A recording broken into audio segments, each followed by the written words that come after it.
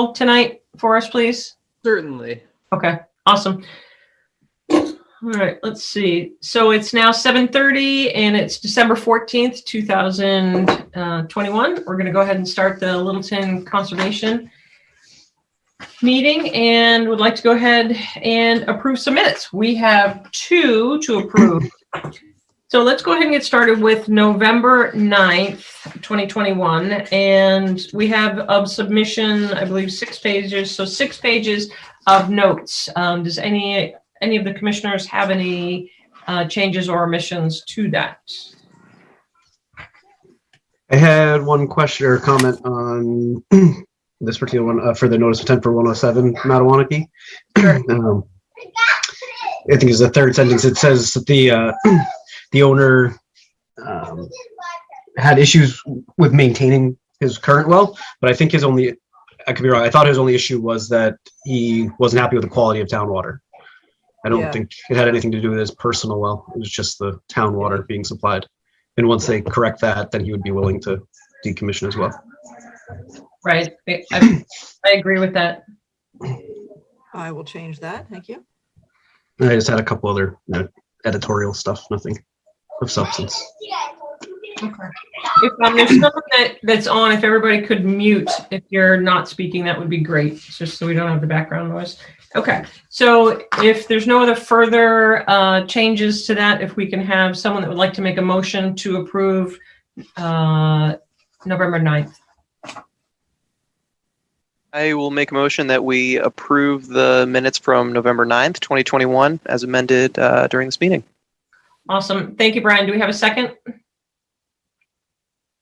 I will go ahead and second it. And then Andrew, if you can do roll call, that would be awesome. Certainly. Okay, so all those in favor, Kyle. Kyle Maxfield, aye. Sarah. Sarah Seward, aye. Brian. Brian Crowley, aye. Chase. Chase Garbig, aye. And myself, aye. It is unanimous. Thank you.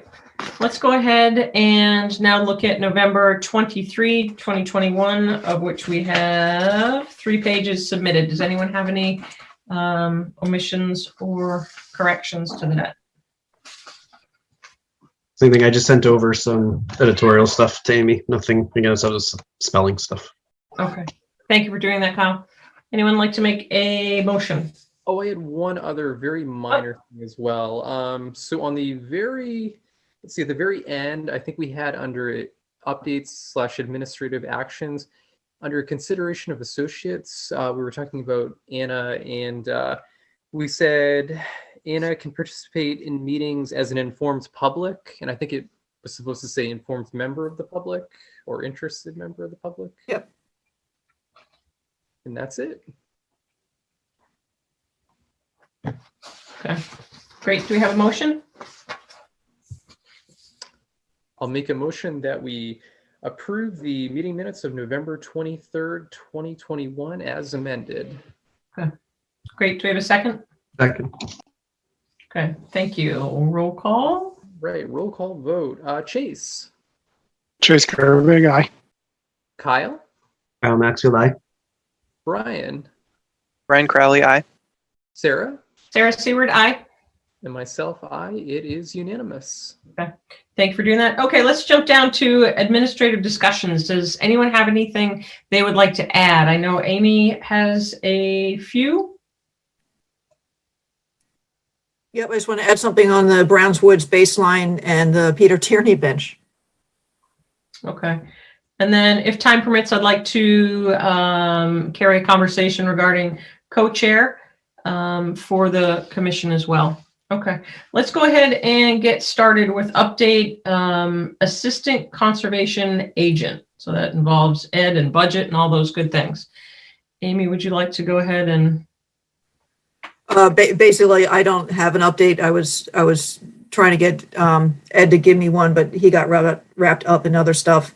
Everyone's in the throes of the budgeting piece of things of this. So I am assuming we're at least a month or 2 away from posting anything. I'm not entirely sure of what the next trigger is.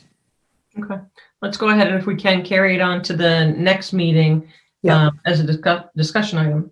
And that kind of jumps us right into the next conversation of meeting dates. So we are in the throes of the holiday season. Our next meeting is scheduled for December 28th, followed by January 11th.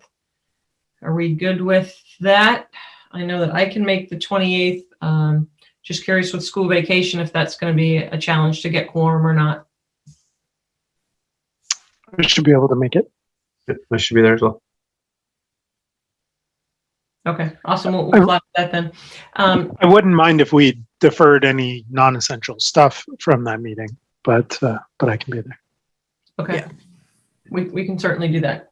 And then we're going to go January 11th. Amy, do we have an opportunity now that we can go out another from there just so that we can really start to plan, or is it easier to submit calendar that we can stare at that for the next meeting?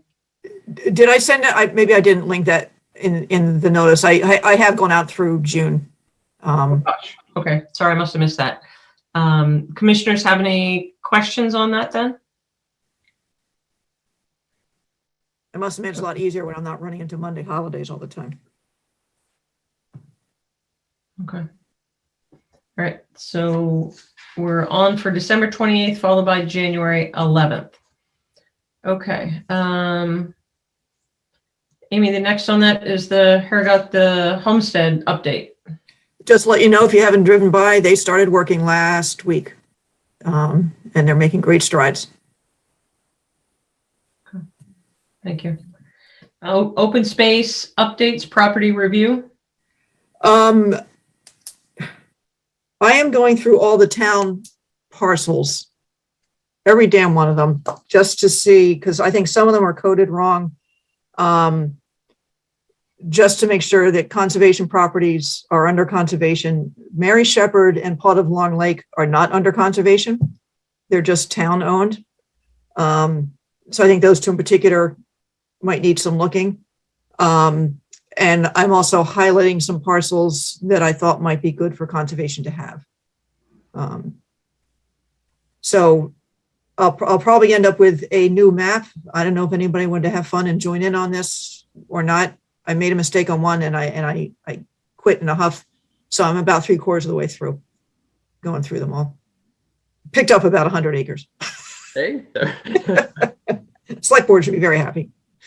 Oh, Amy, if you need any help with that, I'd be happy to help you.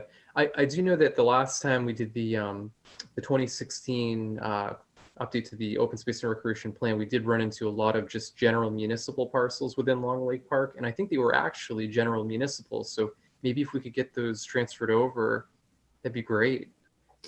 Yeah, most of the ones in Long Lake, I believe, are attributed to the Conservation Commission, except for one long skinny one, I think.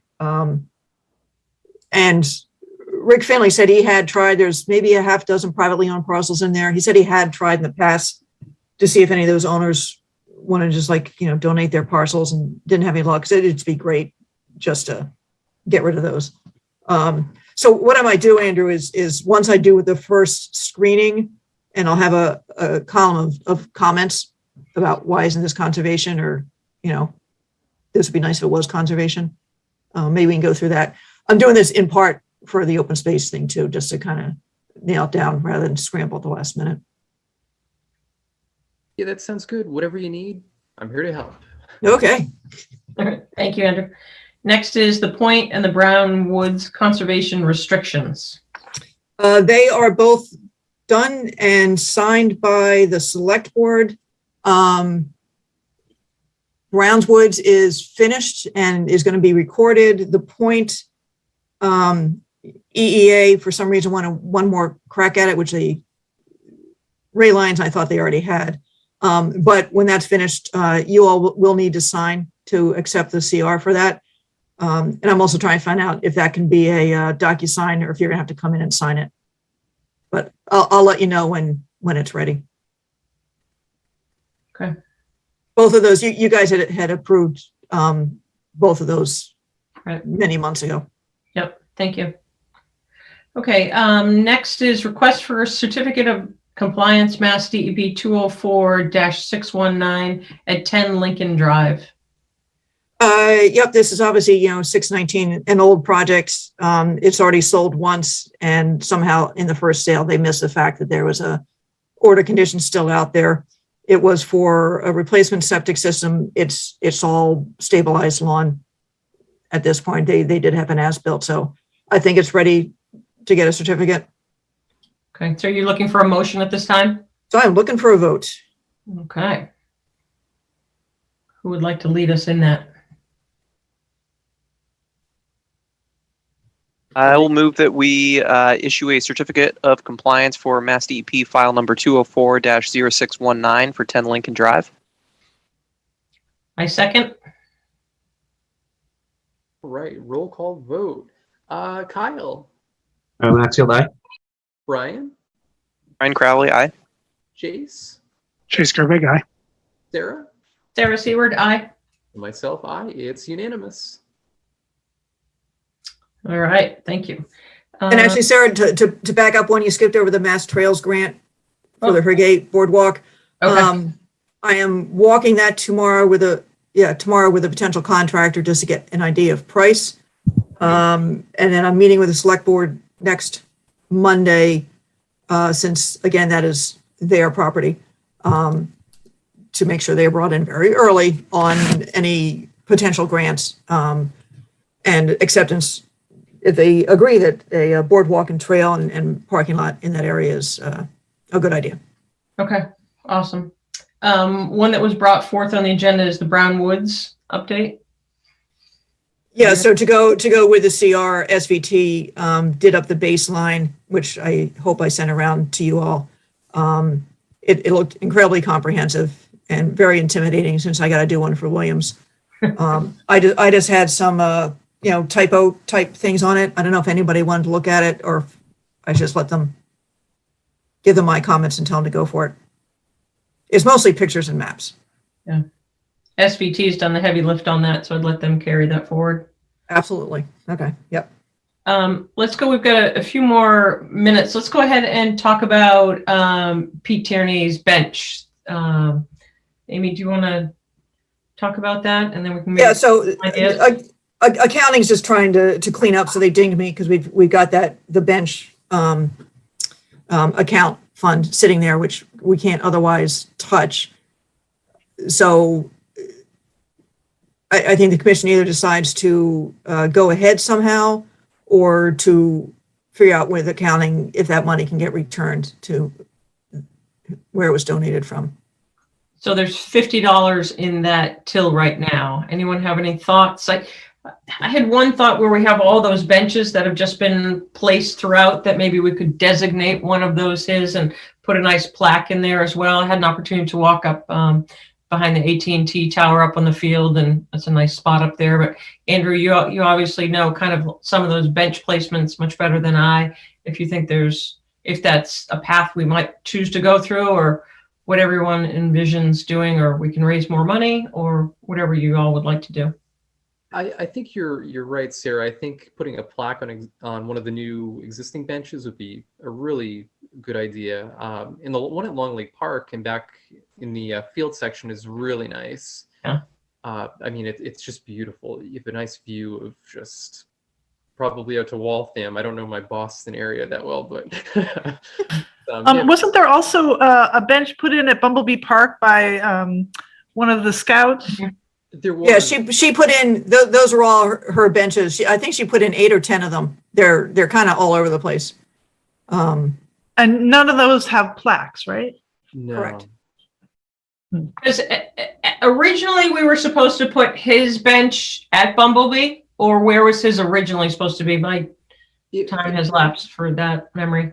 So the bench was originally supposed to be at Bumblebee, but I'm thinking that if we could put it, because he already has a trail named after him at Bumblebee Park, so maybe it would be kind of like double the monument at that particular site. So maybe another one at Long Lake Park, either up in the field or along the shoreline. There's a really nice spot along the shoreline near Colonial Drive that would also probably be really good for that. Although There's a bench there.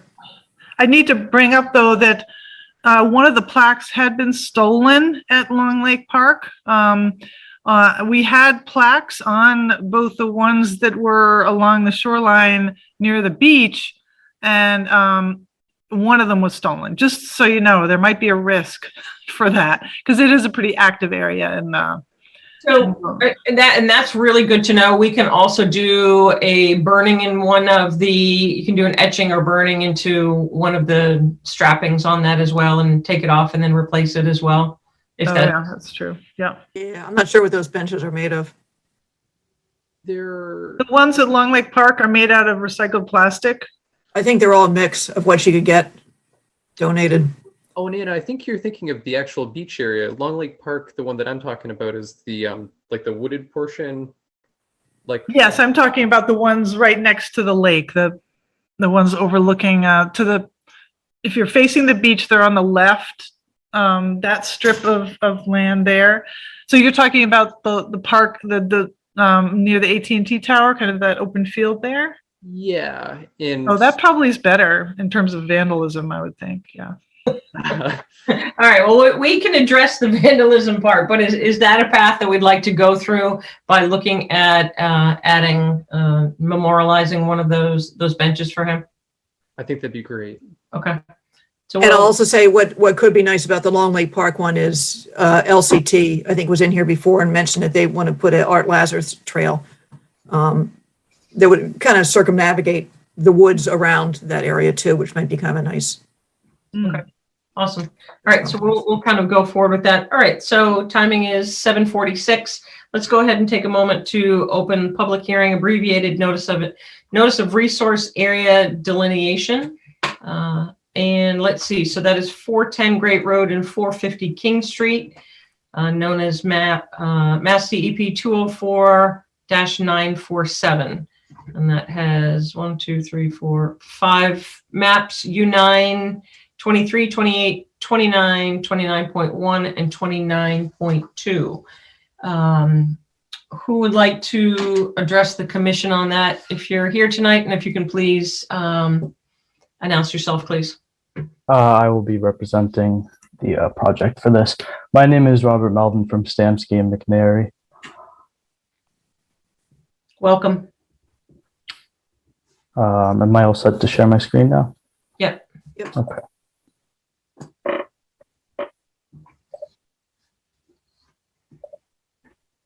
Okay, so here we have the properties of 410 Great Road and what was it? 450 King Street. So here we have bordering vegetated wetland that was delineated by Dave Crossman with B&C Associates. He was trying to attend the meeting tonight, but I don't believe he will be able to make it. I saw him for a second there. Yeah, I thought so too, but I think he has some other meetings he's in. So just as a quick point of reference, do you have your colored plan, or is this the one that you're using? This is the one we're using. And I did not remind him to color it up. So that's a bit on me too. Okay. So Robert, going forward for your next hearings, if you can please provide when you're screen sharing. Thank you. Sure. Yeah. Okay, so yep, we have the bordering vegetated wetland here, all along here. And then over on this side here, we have isolated vegetated wetland as well as isolated land subject to flooding, also delineated by Dave Crossman. We did look down by here to see if there was any connections between the two.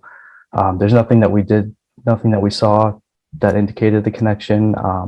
We did see a culvert right around here, but we found some old plans that referenced a storm drain that was draining right to the wetland. And we did complete an isolated land subject to flooding analysis, which determined that it was. And yeah, those are the resource areas on the site.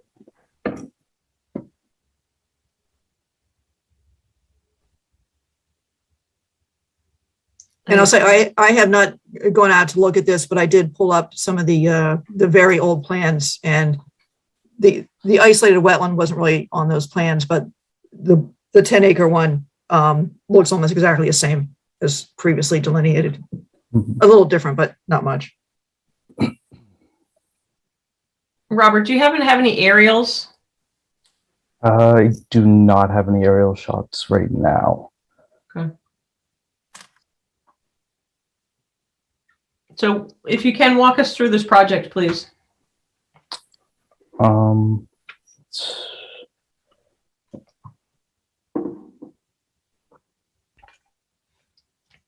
I'm sorry, I'm not sure. So this is just a wetland delineation, not a project. No, Yeah, but this is, I mean, I recognize that, but do you have, so when, when we're doing this, if there's anything that we think is coming down the pike, it's nice to know about it. we do not have any information on anything that's being built yet. Okay. We haven't gotten that far with the builder yet.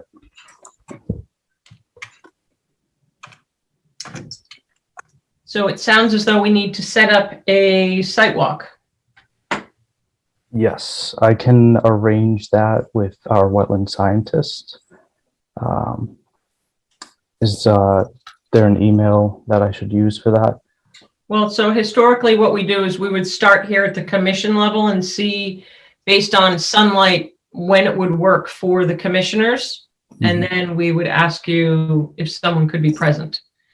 So in light of also the upcoming holidays, commissioners like to throw out a few dates, or I think we're looking at, possibly early mornings or very early afternoons. I think it's going to take a while.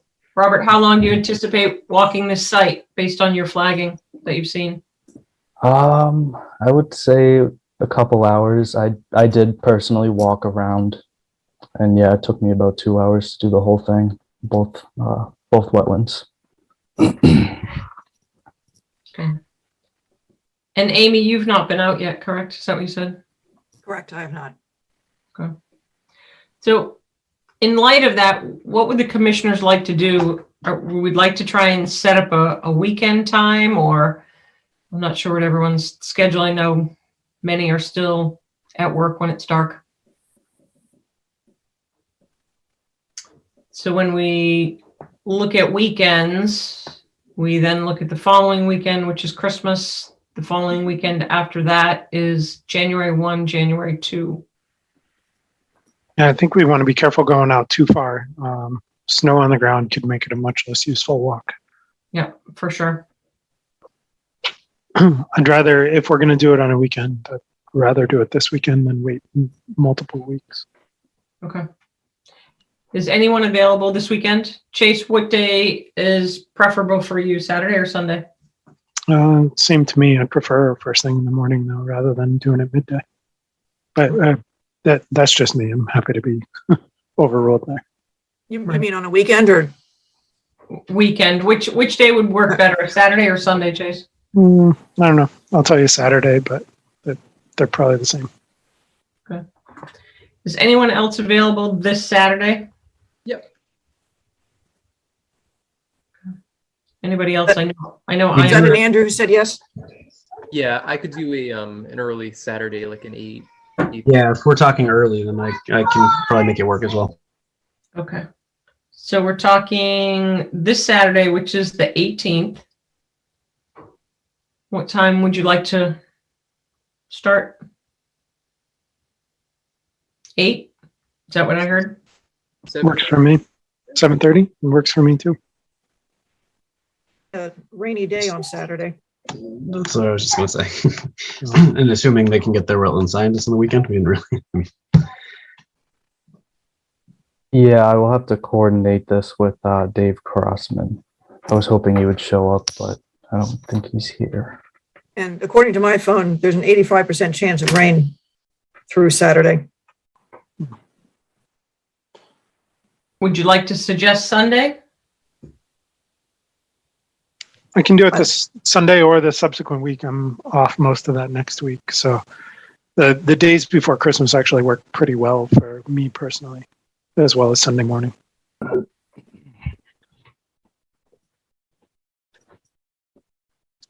Andrew, what's good for you? Or Kyle? So Sunday morning, I have a part-time gig at 7:30, so I could do early, but That's- Sun's not up then. Yeah. No. I'm not Go do it right now, available too. early. I'm available all day Sunday except for early. Sorry, Andrew. But Andrew, what time are you done on Sunday? It all depends on the mail volume. I could probably be done by like 2, but that's kind of, Right. Smack in the day. yeah. Well, Kyle and Chase, do you want to try and go out this weekend, set a time, and we'll have Amy see if Dave can do it. If not, we can get some plans to you. So to go through that. And then the rest of us can try and through email and through Amy, try and find another time that might be suitable. I think before we go, the applicants should know that when we show up for the sidewalk, I'd like them to come prepared with a colorized figure. Yeah. And I would also like if, Amy, you had referenced a previous filing on this. I think it'd be interesting and useful to have that in the field too, to understand what it looked like historically. Yeah. I mean, it doesn't look much different. Okay. It's not an aerial, but yeah, I can have all that. And Robert, you want to make sure that the flags are in place. It looks like they were put up in July, so they should be. You want me to make sure they're in place before? Is that what you're asking? Yes. Yes, I can do that. So Because everyone's going to turn around and leave if the flags aren't there. So Mhm. Robert, if Dave Crossman is not there, are the commissioners able to walk on their he's own? here. Dave is here. He just raised his hand. All right. Can you talk, Dave? Dave, So- Saturday morning, some of the commissioners are hoping to get out to the site. Are you available? I'm available at any time. Okay. I heard the comment about how long this would take. I can tell you that the slopes are extremely steep. Most of it shouldn't take too long to say that, you just peer over the edge and you can see straight down to the flagging. I don't think it'll take 2 hours, probably an hour or so. The isolated wetland is extremely thick. That's the toughest one to get around. And where's the best place to park? At You can Littleton park- Lumber? Yep, you can just pull right into Littleton Lumber and park right on next to the big building. And you heard Chase's request to bring some colored maps, please. So, okay, so we are set for this Saturday, 8 a.m., which is the 18th. Okay. If people- Saturday or Sunday? I thought it was supposed to rain like cats and dogs on Saturday. okay. Where did we end up? I didn't say anything about cats and dogs. My phone just says, Oh, maybe I was embellishing. Kyle, can you still do Sunday? Okay. Yeah, I'm wide open on Sunday as far as I know.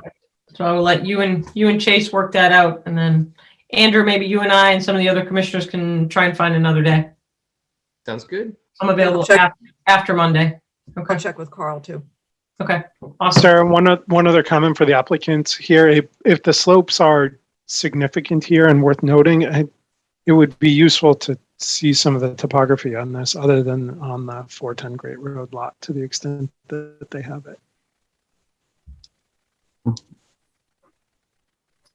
I believe we did have some additional topography around the isolated wetland, but I can look back into that for you guys. Yeah, please do.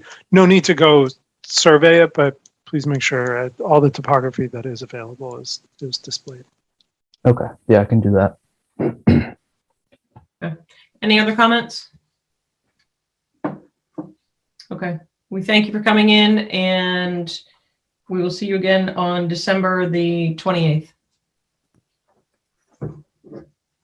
Okay. Thank you. Okay. It's now 8 o'clock. We're going to open the public hearing. Notice of intent 15 Douglas Road, R8-13-22, Mass DEP 204. Oh, strike that. They do not have a number. Okay. Construction of a patio. Who would like to speak to that? This is a continued hearing. Amit Patel here, the owner of the property. Okay. Thank you. Welcome. Thank you. Okay. Feel free to speak. So last meeting, we went over the plans with the committee. I'd like to see the plans again and kind of the overview, as well as kind of the remediation that we did since then. So I could show some of the pictures associated to that. Excellent. If you'd like to share your screen, please go. Yep. Thank you. So from the last meeting, we discussed removal of the dirt piles. So the area here shows the removal of the dirt piles. The area that was removed was around here. If you could see my mouse, back here, we had to kind of get a mini excavator to pull the dirt out because the bobcat that we were using was slipping because the ground was wet. So the contractor didn't want to kind of have the dirt fall in. So he came back and got a mini excavator to pull the dirt out and get it removed.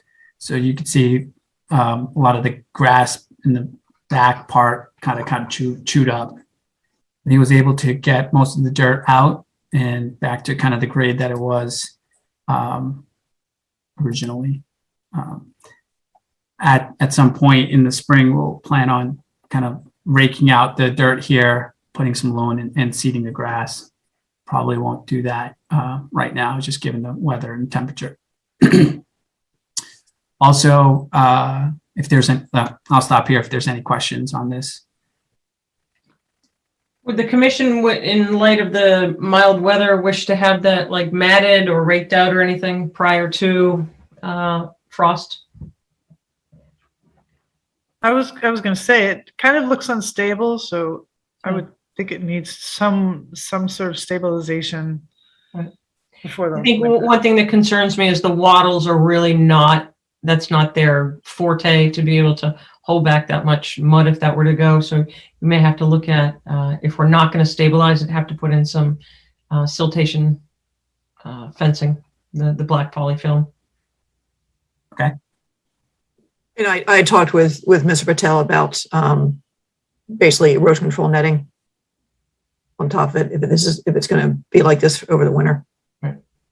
Yeah, I would like to see it more stable going into when winter does get here. So I just went back on the notes from the last hearing, and if I can just read verbatim from it, it says there was a discussion of whether or not they, meaning you as the owner, had been made aware by the developer that there was an order of conditions over the site. Some of the commissioners had asked for you to bring forth kind of any feeling or documentation of that, if it was on your deed or such.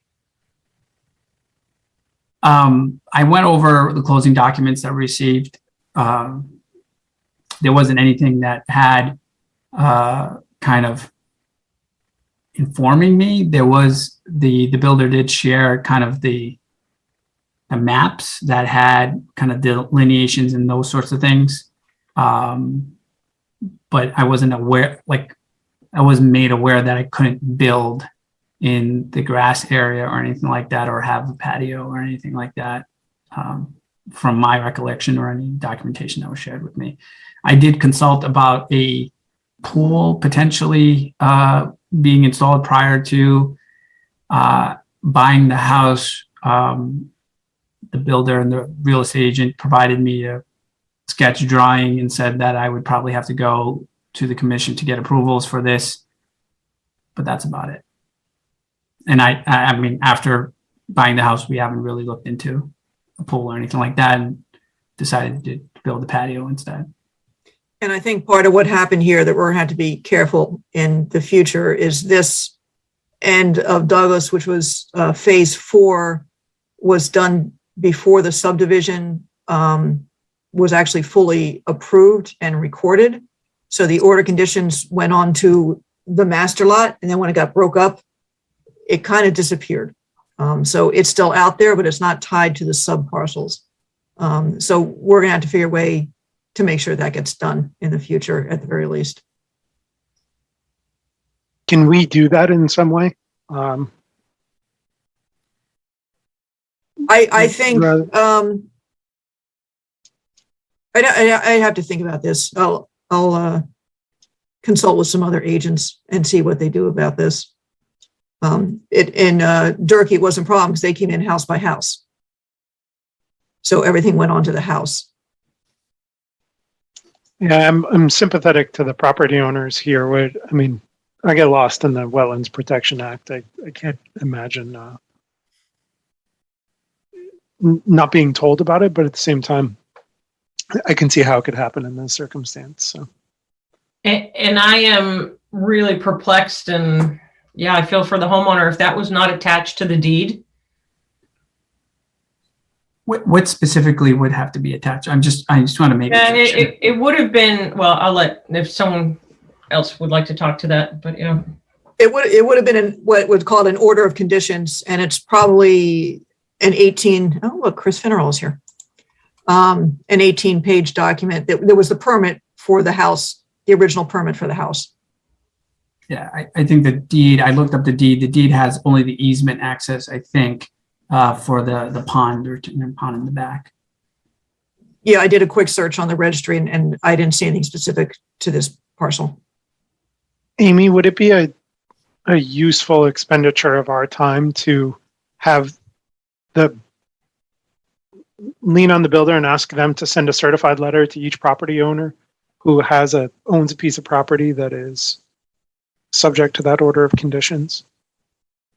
And it wouldn't carry with the deed, but at least then the individual property owners are aware. And Mr. Patel, I'm sorry, we're sort of digressing from your specific issue to broader issues, but No worries.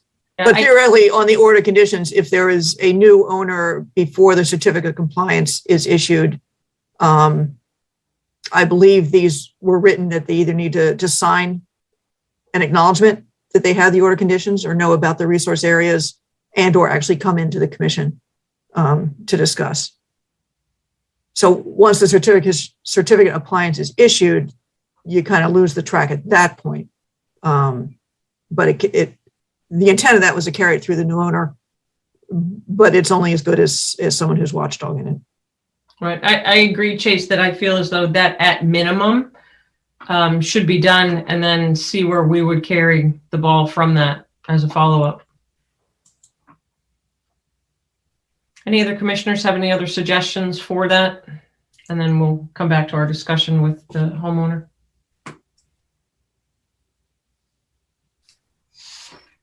Okay. So I think what we're hearing is that we would still like to see further stabilization of the lawn going into winter, and then we come back to the discussion of the patio. What would the commissioners like to do with that? Do you have other pictures that you would show as a refresher? The only other one was this when we last discussed to put out additional mitigation. So there's hay behind there with the silk fence there. For the patio, the material that's on the patio. And your dimensions, I apologize, were referenced are 20 by 30? Yeah, approximately. Okay. And you're going to use pavers to finish that, to allow infiltration as stated in the minutes from the last meeting? Yep. Do you have the distance from the 100-foot buffer that this patio is in? So I could pull up, it's actually in the 100-foot buffer. Correct. A portion of it is in the 100-foot buffer. Partially. So if you look at this image here, let me zoom in a little bit. This Do is you believe any of it is in the 0 to 50? So if you're no. Okay. Even the dirt piles are not in the 0 to 50. That's in the on the other side of the rocks. Yeah. So this line here is the. Yeah, we can't see that. You might have to unshare and share again. Oh, sorry. Yep. Sorry. Yeah. So here, this line is the 100-foot line. A portion of the patio is in that 100-foot line, and the dirt piles are in between the 50 to 100-foot line there, which we have removed subsequently. So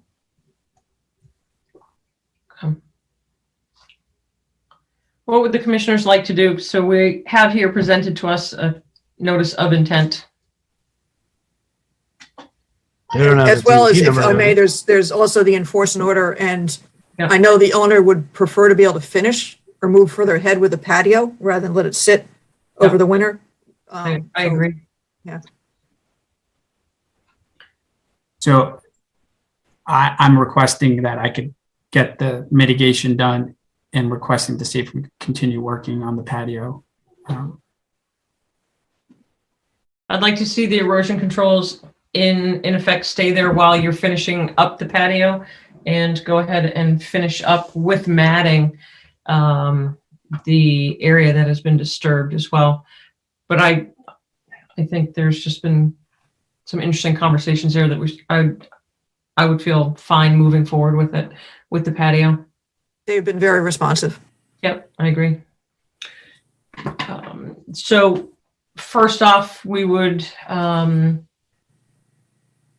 you want to release the enforcement order or wait until the next meeting? After the netting and it's been raked out, we can release that then, but you can modify the enforcement order to allow work to proceed on the patio.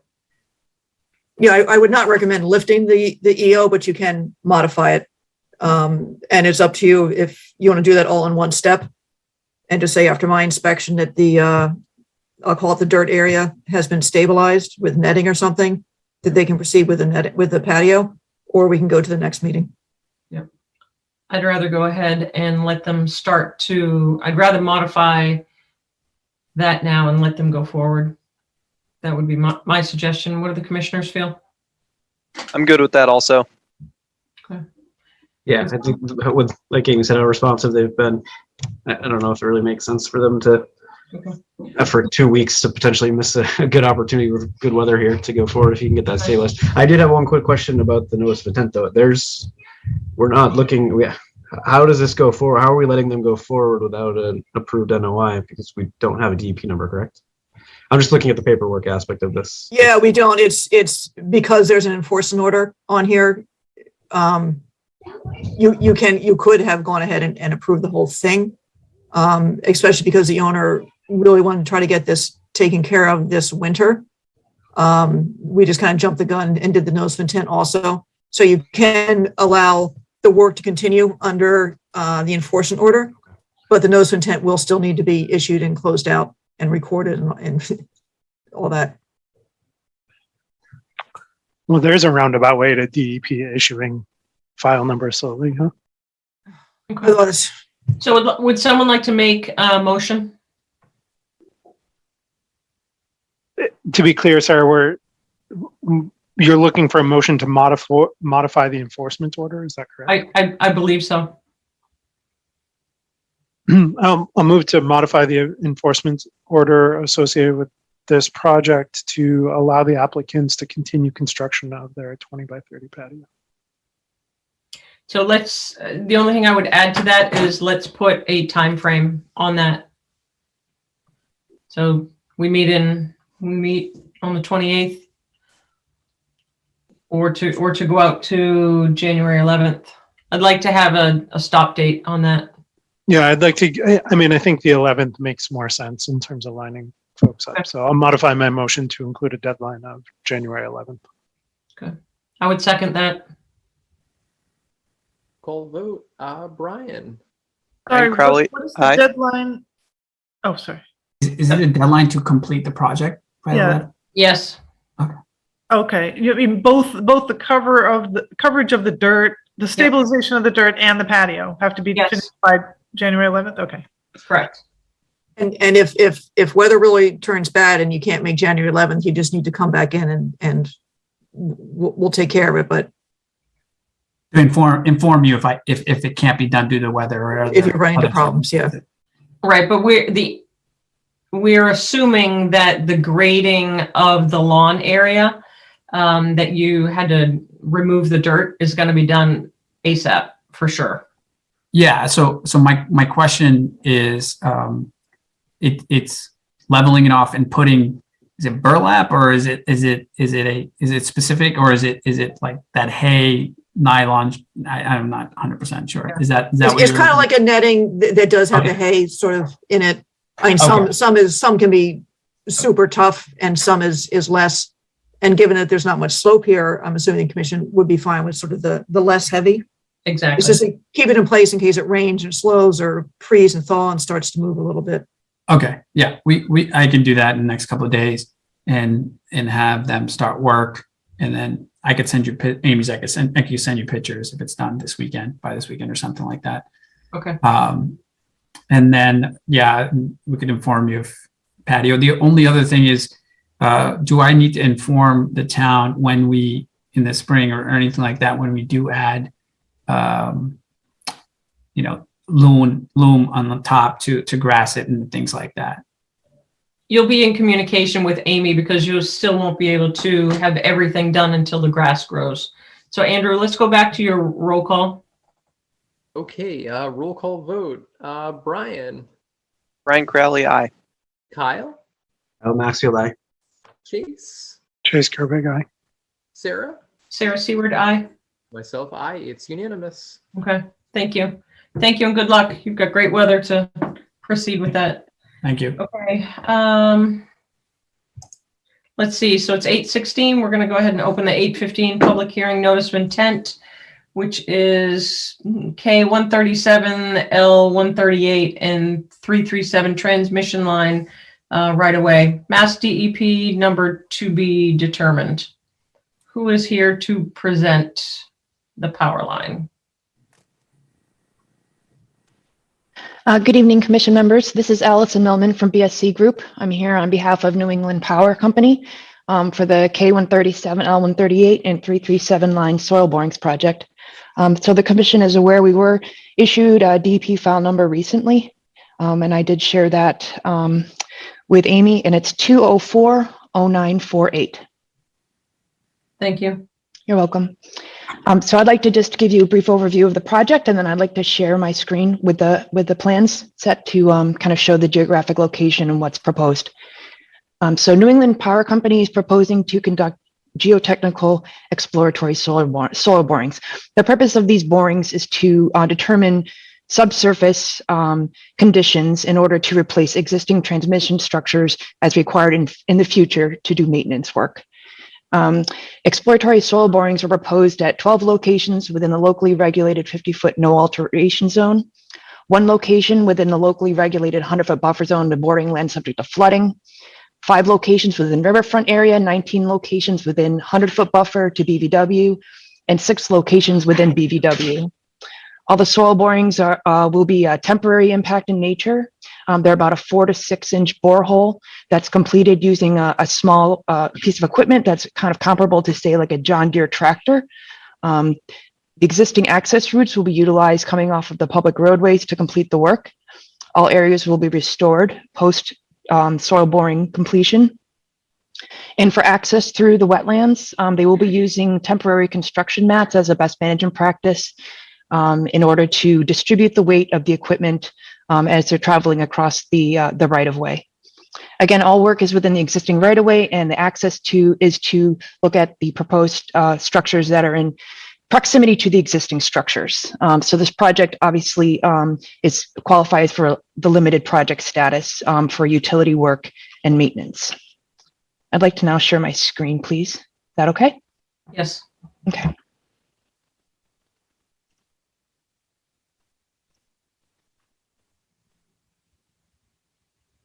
Okay. So here's a overview of the geographic location on the transmission line right away in the town of Littleton. Each dot shows a proposed boring location along the right of way. Our project plans here show the existing historic access coming off of public roadways. The existing structure locations are represented by this kind of lighter red color with the black dot in the middle, and the proposed soil borings are shown with the darker red with the circle around it. The crosshatch areas here, the square represents the proposed workspace where the equipment will be staged or work will occur. And this kind of grid shape here represents that temporary construction matting that may be placed if necessary in order to complete the work. At a situation like this, like the structure 11 here, it's most likely they'll be able to stage their equipment in the upland on that access road to complete the boring. But we do have some locations where the existing structures are located within BVW, and so therefore there's really no avoidance or alternative to matting into this wetland to complete those soil borings. Allison, can I interject just for 1 second? Can you Absolutely. tell us where specifically that staging area is? I know for me, I'm trying to get my bearings of where that is. Sure. So this is the staging area is basically the square that's around the proposed bore site, and it represents the area, the workspace, basically where the equipment will be staged, where they may need to go in and do some mowing in order to facilitate access. And it's a temporary work envelope. So there's no permanent impact associated with this square around this borehole. It's really just kind of showing kind of the limit of temporary disturbance associated with the work. Yeah, I recognize that. I was curious the actual physical location in terms of the street.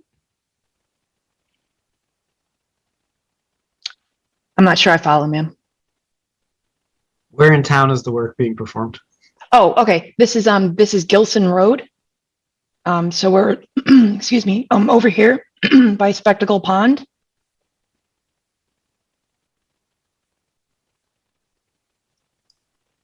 Great Road and James Drive. The commission not familiar with this section of town. This is the Ayrtown line, the Groton Town line. Yeah, I'm very familiar with it. I was just trying to get exactly the cross-reference of what parcel it was on. So you can go ahead and proceed. Thank you. Okay.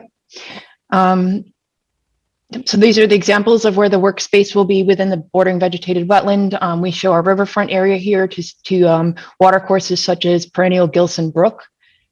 And we do have some work proposed, within the agricultural areas, also associated with, riverfront area, 100-foot buffer zone.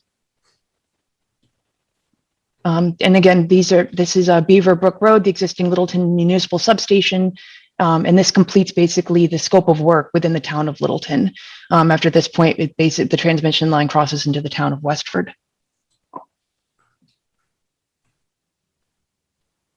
What is the length of the right-of-way? In total, ma'am, or just in the town of Littleton? Just in the town of Littleton. I would have to do a measurement. I am not entirely sure. How long would it take you to walk from point A to point B? Probably you would have to go in and out of the crossroads, because I don't think people would want to walk through these large wetland complexes. So I would say probably 4 to 6 hours to go in and look at each of these locations in total in the town. And when you reference some of the other crossing through agricultural, the landowners are aware that the work is coming at some point? Yeah, so New England Power does have a community relations person assigned to this project, and they will be reaching out to the landowners prior to the work commencing. The work is expected to begin this spring. And again, all access is either within the existing easement where they have rights for access, or within off right of way where it's deeded for reasonable access in order to maintain the utilities. And when was the last time this line was worked on? A majority, as far as worked on, I mean, routine maintenance does occur periodically, especially when they need to just address one structure at a time. If there's such as something like woodpecker damage or emergency repairs for windstorms. So I do know that this line does have periodic maintenance and repairs associated with it, as well as it's accessed every 5 years or so for its yearly operational plan, which the town is probably familiar with, which is their requirement to maintain the vegetation under the power lines. But these structures, the reason that they're getting replaced is that they're old. A lot of the infrastructure in New England was built in the 40s and 50s and hasn't been upgraded much since.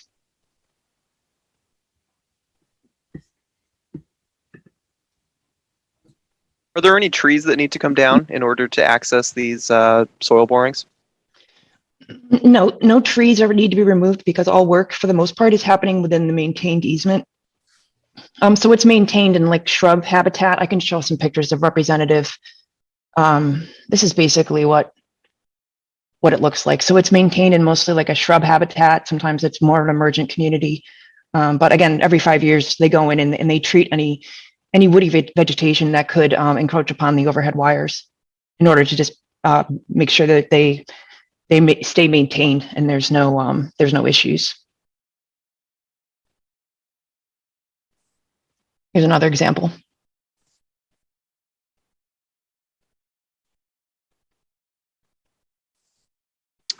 Ms. Millman, talk to me a little bit about the actual geotechnical boring operation. What kind of drilling? How much water are you going to need? How much soil are you going to generate? What are you going to do with that water? What are you going to do with that soil once it comes out of the ground? Certainly. So an average soil boring usually goes down to the maximum depth of 40 feet, but that's really dependent on when it hits competent material. So if we're in a ledgy area or an area with shallow soil to bedrock conditions, it will be completed relatively quickly because the whole purpose is to design the future towers so that they can withstand any kind of pressure from wind and from the weight of the conductors, overhead conductors. So it is very site specific how deep they need to go. It's a 4 to 6 inch borehole, which is comparable to that maybe say of an auger that a wetland scientist would use by hand, but it is done with a machine. They do need to take out the rock core, and that's sent to a lab or basically for analysis just to determine the properties of that core. Excess material that's not like overburden that's side cast contained during the work, and then it's used to backfill the hole at the completion. Each bore usually takes about a day and a half at the most. So does that answer all your questions? We're close. Any water generation during the drilling? So they typically will bring water with them on site. If they're existing on-site resources that are such as a perennial stream or a large body of water, which I'm not sure that there are any that apply here, they may get a permit to withdraw, or they could use a hydrant from the town if they get a permit. But they truck in the water on the back of basically a large pickup truck. They generate about 100 gallons per day. They use what's called the bore and wash method, which means the water is circulated while they're actually completing the bore. And then the water is discharged when it's completed into the borehole itself before it's backfilled. So it's a recirculated water system that's used to basically lubricate the bore probe as it's being rotated and excavated into the ground. You working in any areas with known groundwater contamination? No, we are not.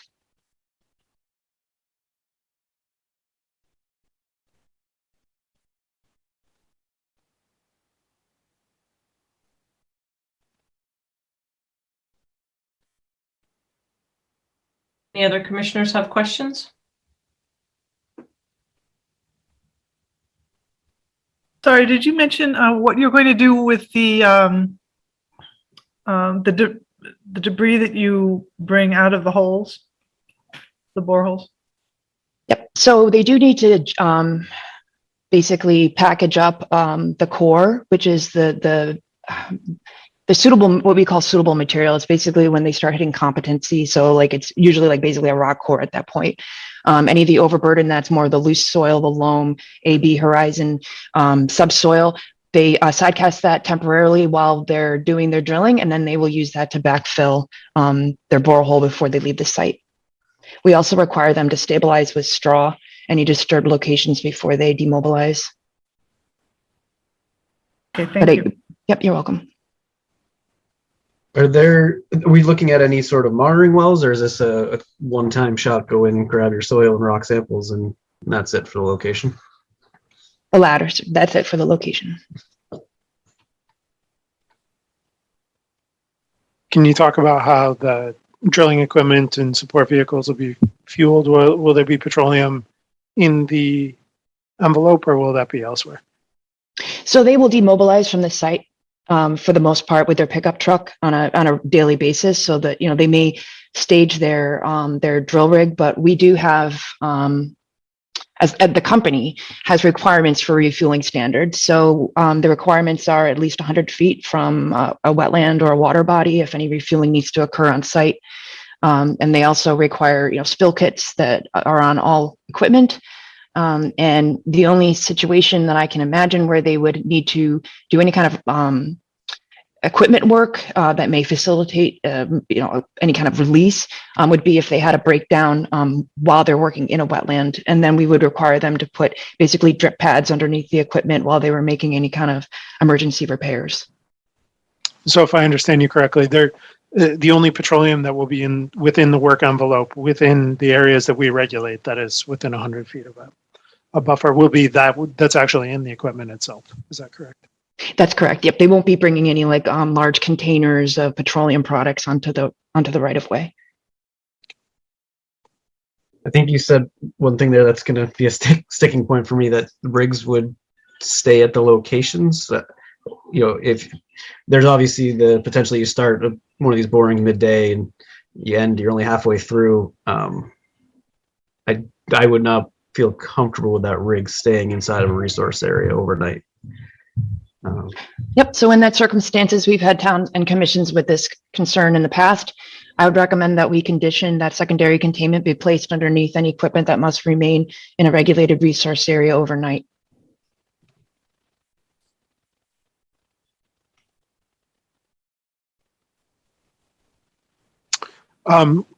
Quick question. I see within your standards, the expectation is that wattles and silt fences and such will be actually dug in. Can you explain to me what the erosion controls around the work envelope will actually look like? That is, which of your standards you plan to apply? Okay. So for the most part, we're talking about an area of disturbance that a 4 to 6 inch diameter. That's it. So we provide our standard list of BMPs in the event that adverse weather causes some kind of rutting as the equipment's going through. We may recommend that sediment controls be placed, but for work of this minor in nature, it's my opinion that they're not a requirement. They're really a case-by-case basis if there is an issue with basically just equipment moving and causing a rut. BSC will be on site on a weekly basis to inspect these sites as New England Power's environmental monitor. And so if we see any concerns with rutting, we would ask that to be stabilized. If it's severe rutting that's sloping towards a regulated resource area, then we would recommend something like a straw wattle. Yeah, I guess I disagree with your characterization that the only disturbance will be the borehole itself. And I'm somewhat uncomfortable with that answer that BSC will be inspecting on a weekly basis. Do I understand that correctly? That's correct. I mean, that's multiple borings that are going to get done with potentially a wet time of year. If you're going to start in the spring, the likelihood of rutting is very high at that time of year, and probably in some of these resources at any time of year. I'm just a little bit uncomfortable with the characterization in the thought process that we're only thinking of disturbance of a borehole, and would like to see that thought through a little bit more. I'm not sure exactly what the right answer is, Allison. I know I should be able to give you what the right answer is, but something more robust than, well, if something bad happens, we'll respond is not really, I'd like a plan in place ahead of time. Right, and I find of concern the springtime. I'm familiar with a little bit of this land, and it can be quite wet. So, but I think when we go through this, we'll be able to determine that. Absolutely. I mean, there are also other BMPs that are often employed if the soil is soft, such as the plastic Versa mats, the thinner composite mats that can be placed down. The operators certainly don't want to get stuck because they want to keep moving forward and continue their work. So those are other BMPs that are often employed for this scope of work if the ground is soft. And that goes back to Kyle's point of equipment staying there overnight. I would certainly want to look at some of the zones to not have equipment be in those zones overnight. Yeah, I do think we need to identify ahead of time areas where we need to take additional measures rather than reacting to something happening.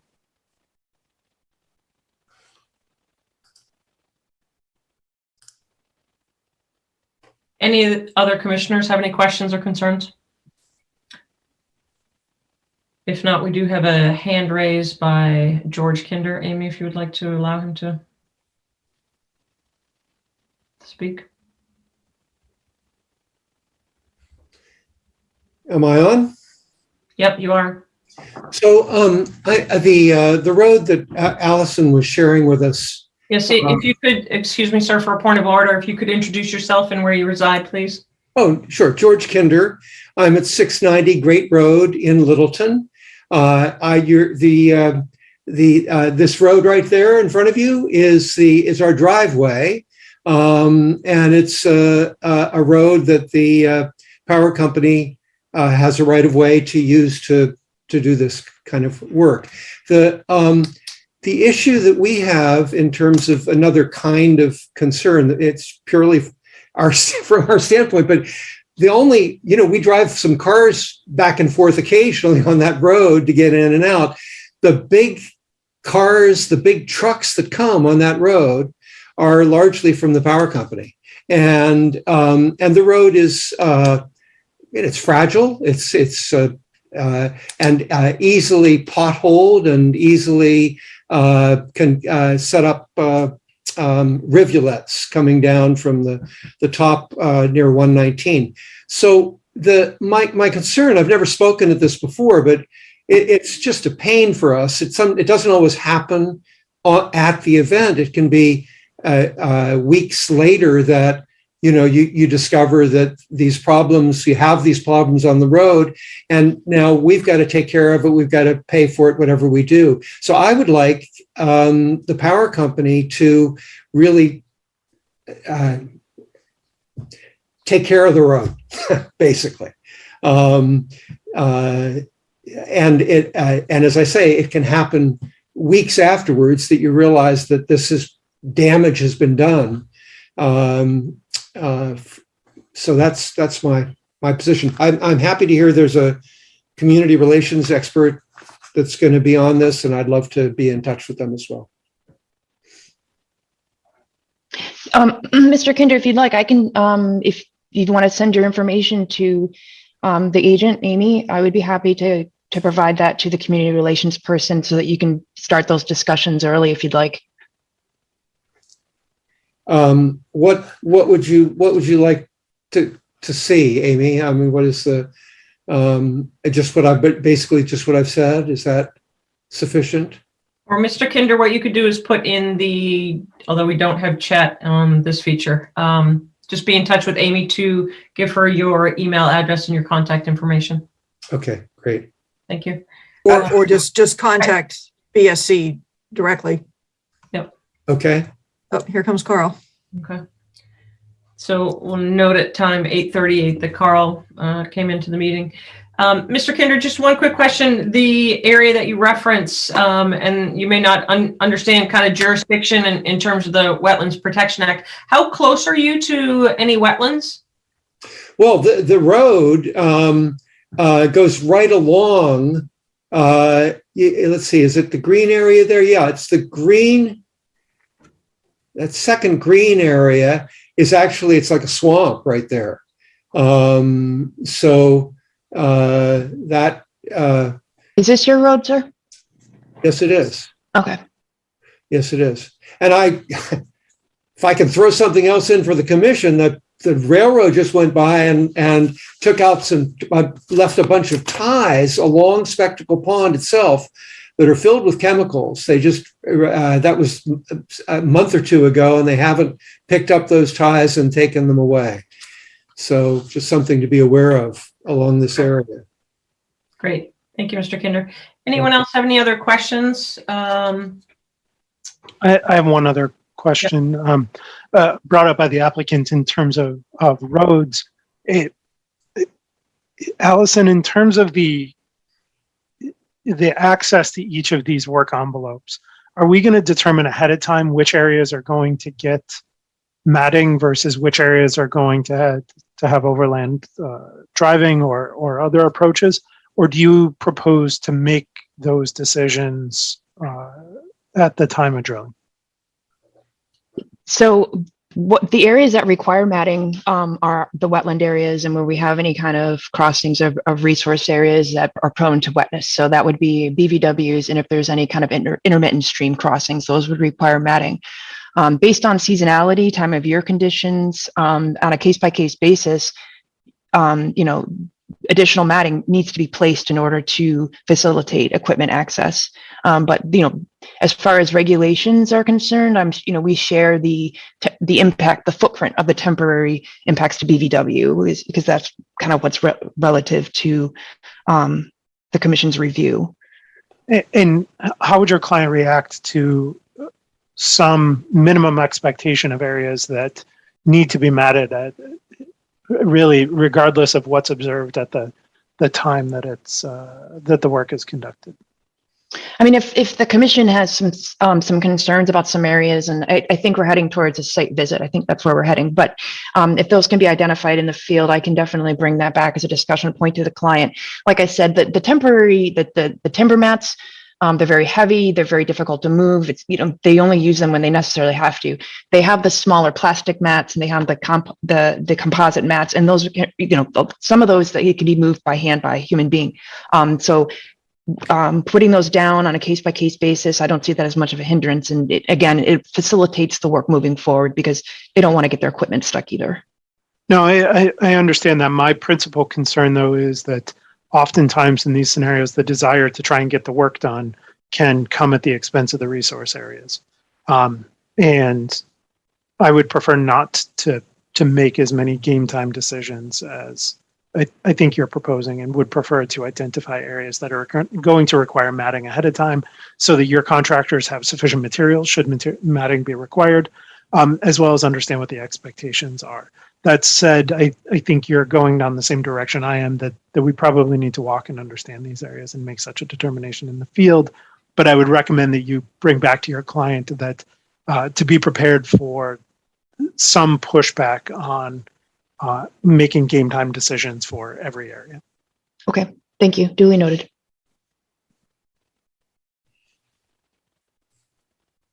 So that does bring forth the question of a site walk. So, and I'm not sure if you were privy to the earlier conversations where daylight is a factor, holidays are a factor, snow potentially might be a factor. So we're trying to do something fairly earlier versus later.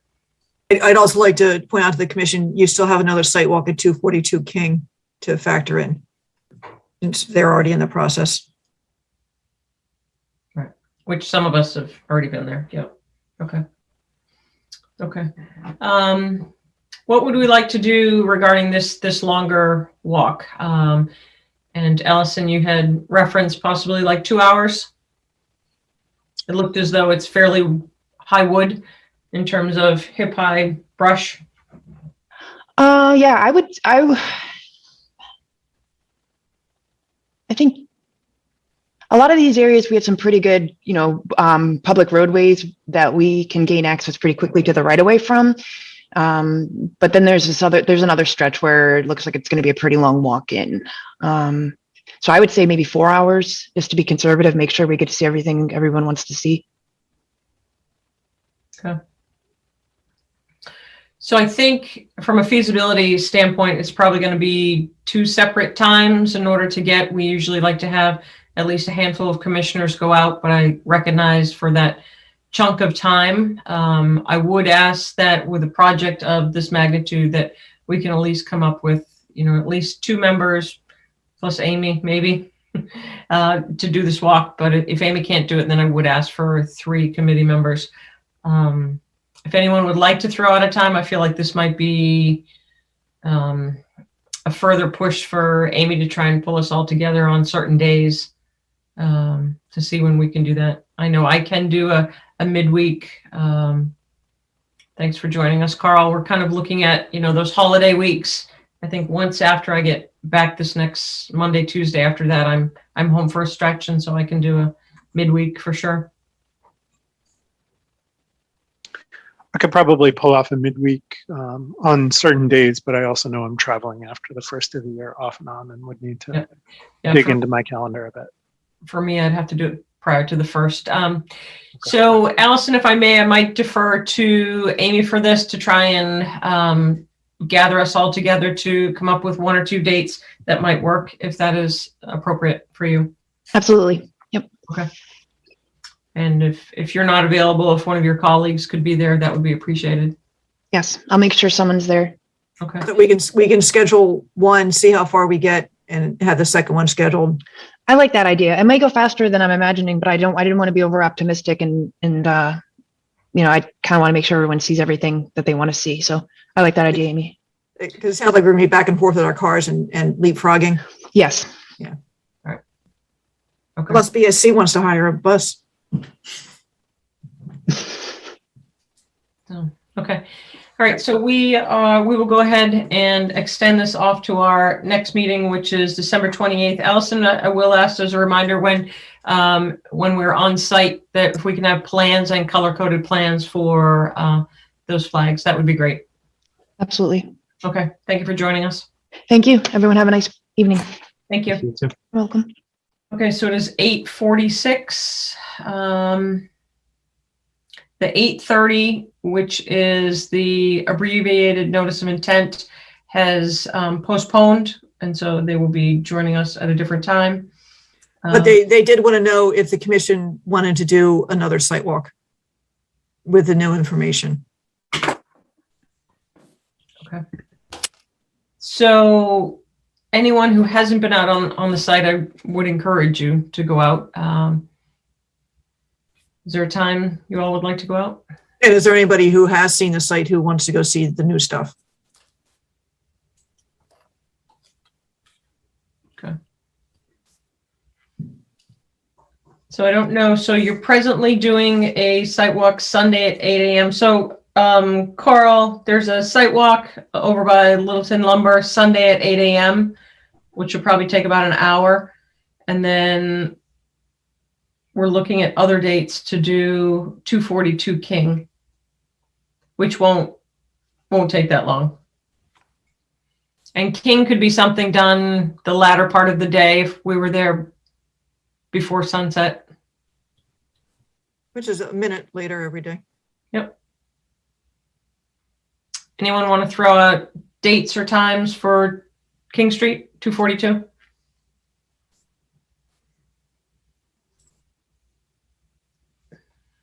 I'd definitely be available midweek next week, really anytime. But I don't know how well that would work for others of the applicant.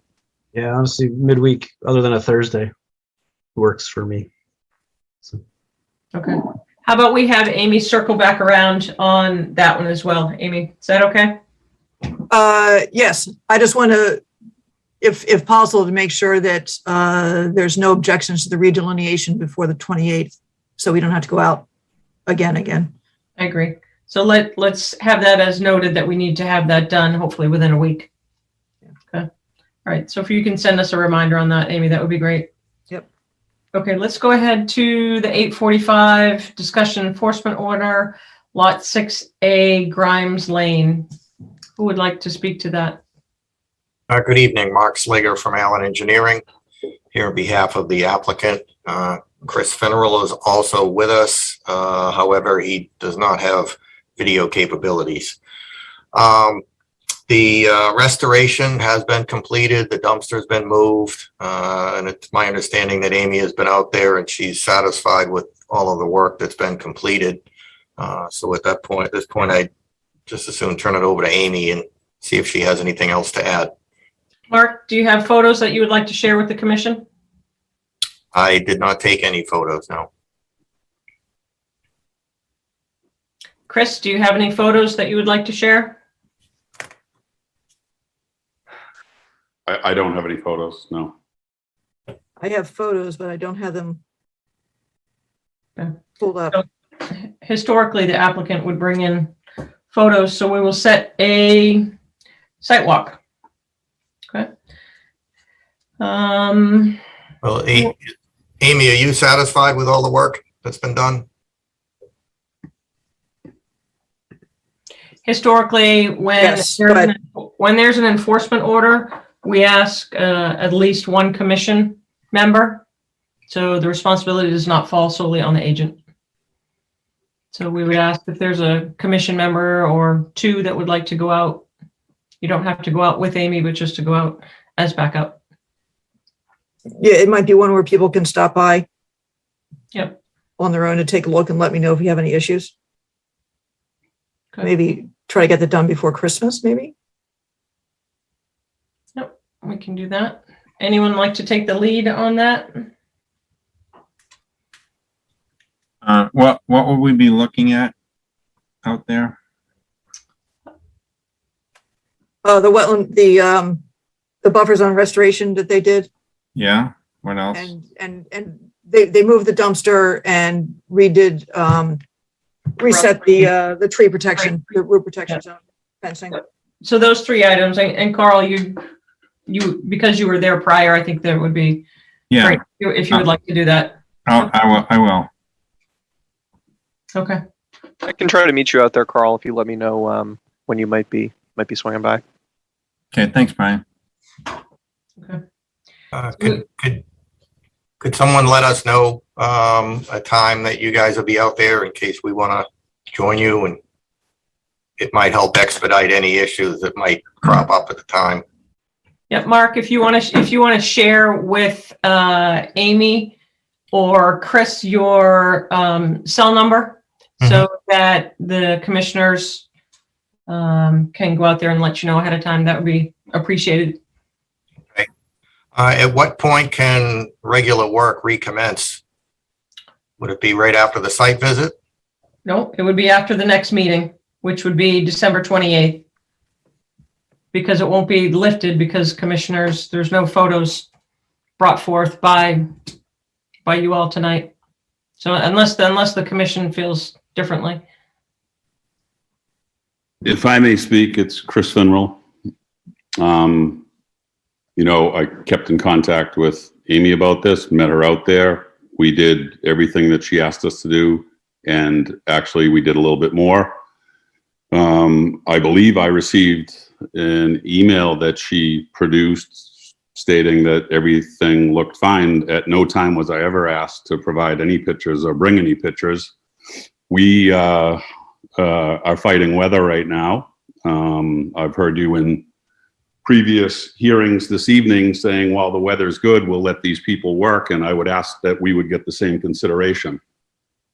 Mr. Finrell, with all due respect, that was related to wetland delineation, not earth moving equipment. It's a very different thing when there's a bit of snow on the ground.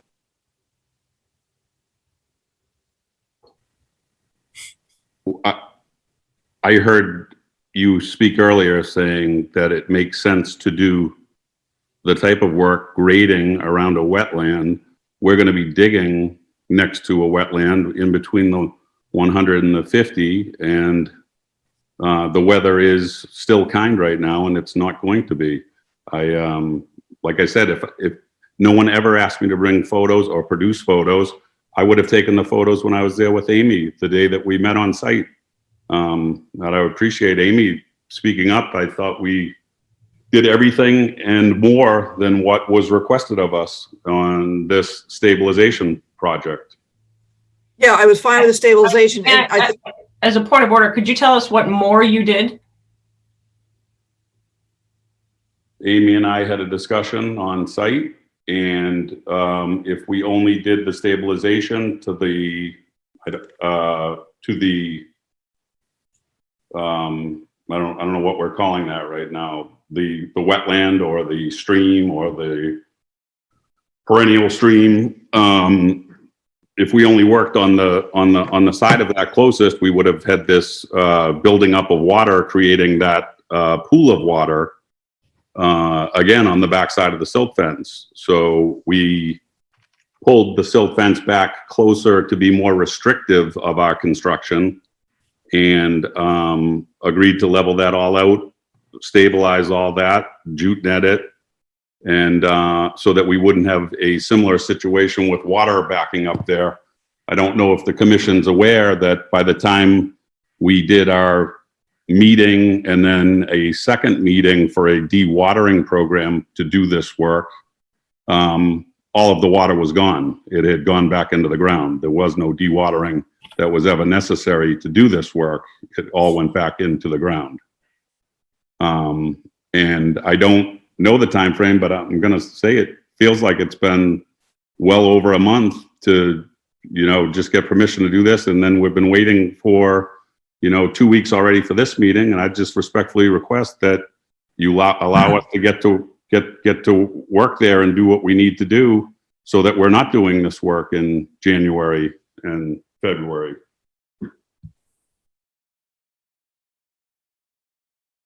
So I think you can see the screen. There's the photo of pretty much the current condition. The left-hand erosion controls is the ditch is on the stream is on the other side of that, and then the stuff on the right side is I think these flags here would be where the foundation would be. So the erosion controls, I know, had been a little bit further out here, and they were able to cut down their work area a little bit through part of this.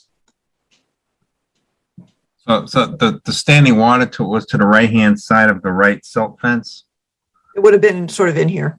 in there, the standing water? Yes. Which was not there when they did this regrading. Has a building permit been pulled on this lot? Yes. But I don't believe it's been issued yet. Is there a pathway here that we lift the EO, and if we go out and don't like it, then we file another EO? I realize it's a lot of paperwork. The applicants would risk things slowing down even further rather than just getting it closed out. But Chase, I think if you ask Amy, we do whatever we're asked to do there. We'll do whatever you want. We always have, and we will continue to. I think it looks great. I think Mark could speak to the same, and I would think that Amy would say that she's very pleased with what she sees there right now. I don't think the commission, you would necessarily need to lift the enforcement order, because I assume you might not want to do that until the grass is growing next year. But you could, as you did with 15 Douglas, amend it to allow a certain amount of work if you're so inclined. Chris, how much can you do without the building permit? The building permit has issued, Amy, and basically what we're trying to do is get a foundation in before we're dealing with frost issues and other things like that that'll, you know, cause additional problems for us. I mean, I'll tell you, based on what I see here, I'm not overwhelmingly opposed to that. I'm uncomfortable because all I see is the photo in front of me. But I am receptive to the idea that the more we can get done, probably the sooner the better. Amy, am I don't want to speak for you, but we met out there before and after. You seemed extremely happy, and then you wrote a very complimentary email. Can you speak to that for the board to give them some level of comfort so they can get out and? Yeah, well, like I said a little earlier, the work was done as expected, with a little bit of less. They gave themselves a little less work area. A little more restrictive to us. Right. Yeah. We pulled ourselves back away from the wetland. And I thought we took some positive steps so that we wouldn't recreate the situation, or we wouldn't have that problem pop up in the wintertime by filling. I can't control that cursor, but to the right side of that silt fence as I see it on my screen.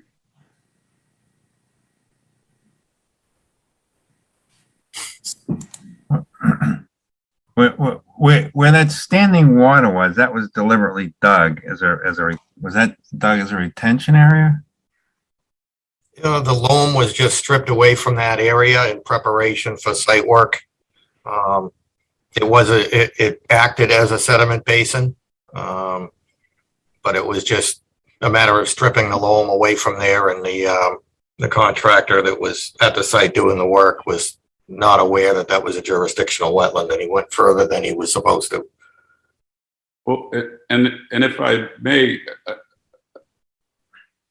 at the time that the loom was stripped, a determination had not been made that that was a just jurisdictional wetland. We were working under the premise that that was a non-jurisdictional wetland. It had not been determined. Is that correct, Mark?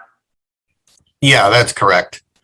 It was flagged by North Environmental, and then when we reviewed the old NRAD plan, we realized that it was non-jurisdictional. And then, you know, as I mentioned before, Amy pointed out that the commission would want to revisit that area. And at that point, we realized that, you know, it would likely become jurisdictional, so we didn't do any more work. And we put the additional silt fence on between, at the edge of the limit of work, between the disturbed area and the wetland, so that nothing would impact the wetland area. What I'm struggling with here a little bit, guys, is the idea that it's currently being painted as the applicants being sort of passive participants, inadvertent participants in some of this, when in fact we issued orders to, for example, move the dumpsters, and those didn't move for weeks. So Well, if I could speak about the messaging is somewhat inconsistent here. If I could speak about the dumpster, if you'd allow me to. I don't own a dumpster or a piece of equipment big enough to move that dumpster. I made multiple phone calls to move that dumpster. The information that I got back was that the dumpster company had a COVID-related outbreak and had no drivers, so I couldn't move it. I don't have anything to move that dumpster.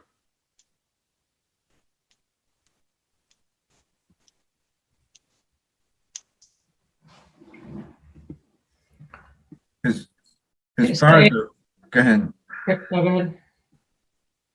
As far as the restoration area, are we back up to the level that it should be at? Yes, it's basically back to the, Prior to disturbance? yes.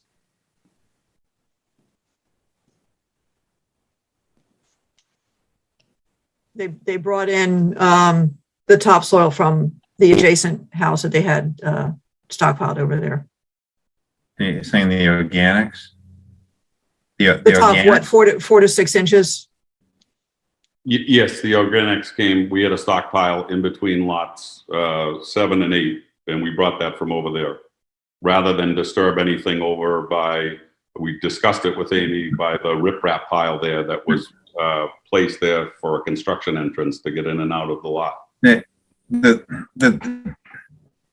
thing that I know, the reason concerns me is that when I went out there for the delineations and was looking at the holes being dug and that kind of thing, you're dealing in an area that has a lot of water, a lot of hydric stuff going up and down in that area. You can tell because of the iron concretions, the organic streaking in the soils when you get down, when you start digging. There's a lot of indicators in there that indicates a lot of water movement, and that had concerned me the first time I saw it. I know we're all beyond that, but I'm concerned about the restoration area to make sure that we are at the proper elevation. It's just that was a very tricky delineation. Let me put it that way. Just your hydric soils were like right there. Well, I don't think the area. It's not a cut and dry. Well, the area that ended up ponding on 6A was basically a dug pond by them regrading and pulling material out. I don't think that was ever a wetland because the stream in that area has a very steep bank. It's at least a 2-foot bank in through there. And what they have done is basically reestablish a grade across there from the disturbed area. I Towards have a the, question for Mark. When you go ahead and dig the foundation now and you potentially, if you encounter water, what are we going to do about it? We still keeping the dewatering area there? You can keep that there as a backup. The cellar floor elevation is really not that far below grade from where it is now. It's maybe only a couple of feet. It's going to be a lot deeper, obviously, on the uphill side. But yeah, we'll keep the same area that was proposed for the dewatering of that. But, you know, if we get to it now, we won't have to deal with water. But if we have to wait till the spring, much more likelihood that we'll have dewatering issues that we'll have to contend with. And Mark, I mean, we have test holes in that area.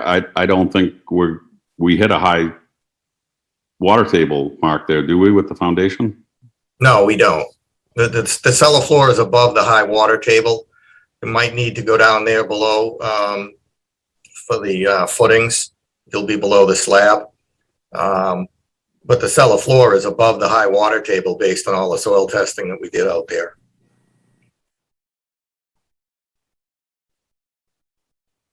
So what would the commission like to do? If you'd like to let him go forth, keep the enforcement order in, but allow him to do work, let's keep this moving and see what you'd like to do.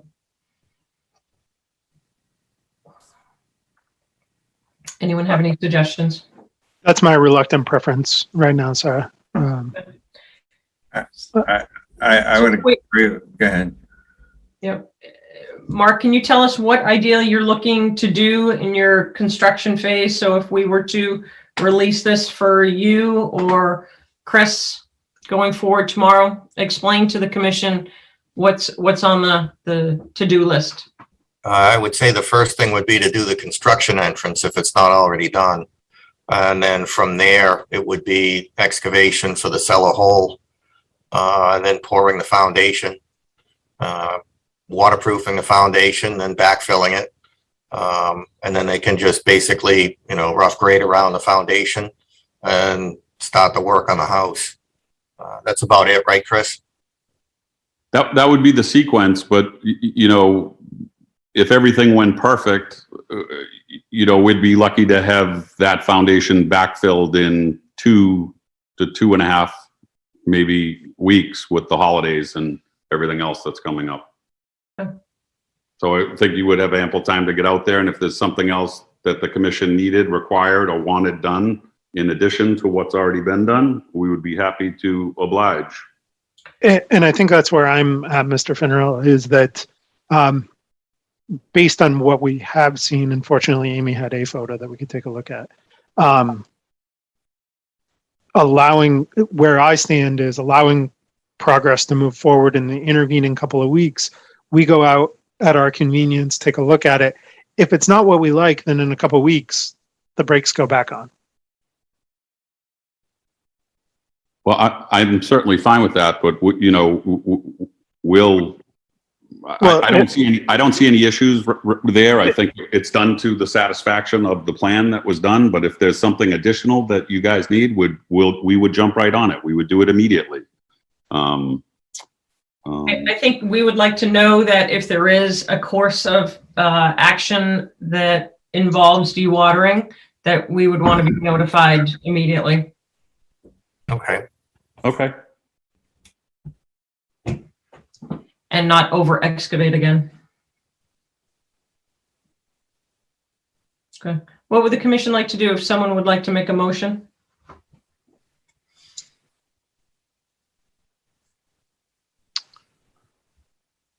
So, Sarah, you're looking for a motion to modify the enforcement order on 6A to allow them to commence construction of the basement. Is that correct? Yep, correct. We're not lifting it, just modifying it. Right. Then I'll move to modify the enforcement order on lot 6A Grimes Lane to allow construction of the construction entrance and basement to be reviewed again at our next public meeting. Second. So what that means, Mark, and Mr. Finnerl, is that at the next meeting, which is December 28th, that we would expect an in-person update because your enforcement order is still intact. Okay. Okay. Thank you. All right, let's go ahead. So let's see. So Chase has a motion on the floor. If we have a second. Yep, I seconded. Okay, awesome. You ready, Andrew? Ready. Roll call vote. Carl. Carl Melberg, aye. Chase. Chase Gerbeck, aye. Kyle. Kyle Maxfield, aye. Brian. Ryan Crowley, aye. Sarah. Sarah Seward, aye. And myself, aye. It's unanimous. Okay. Thank you. Good luck. Thank you very much. Have a good night. Thank you. So it is now 9:10. We will go ahead and open a continued public hearing. Notice of intent, 5 Cottage Way. Known as map, Mass DEP 204933. Who would like to speak to this? Hi, folks. David Cowell with Hancock Associates on behalf of the applicant. So we're back before you tonight following up as this is a continued hearing.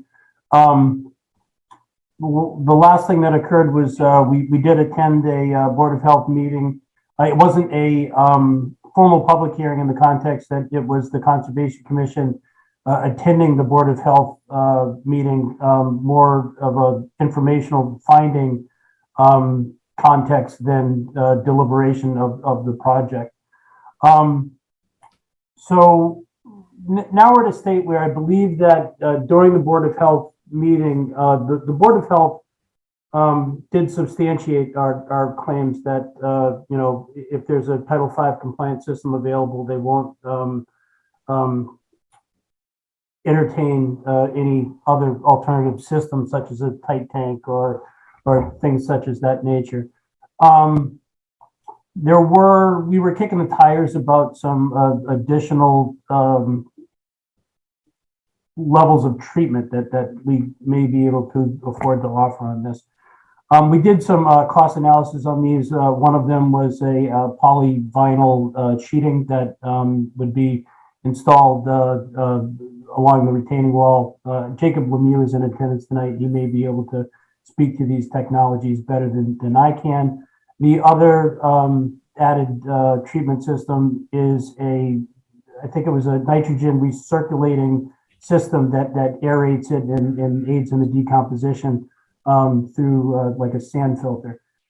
We did talk to the client, and again, our client, the applicant, he still wants to express his grievances that we're entertaining things that are beyond the standard of a Title V compliant system to curb the curiosity of the commission in terms of what the water quality standard should be of you know, treated effluent that exits a Title V compliant system.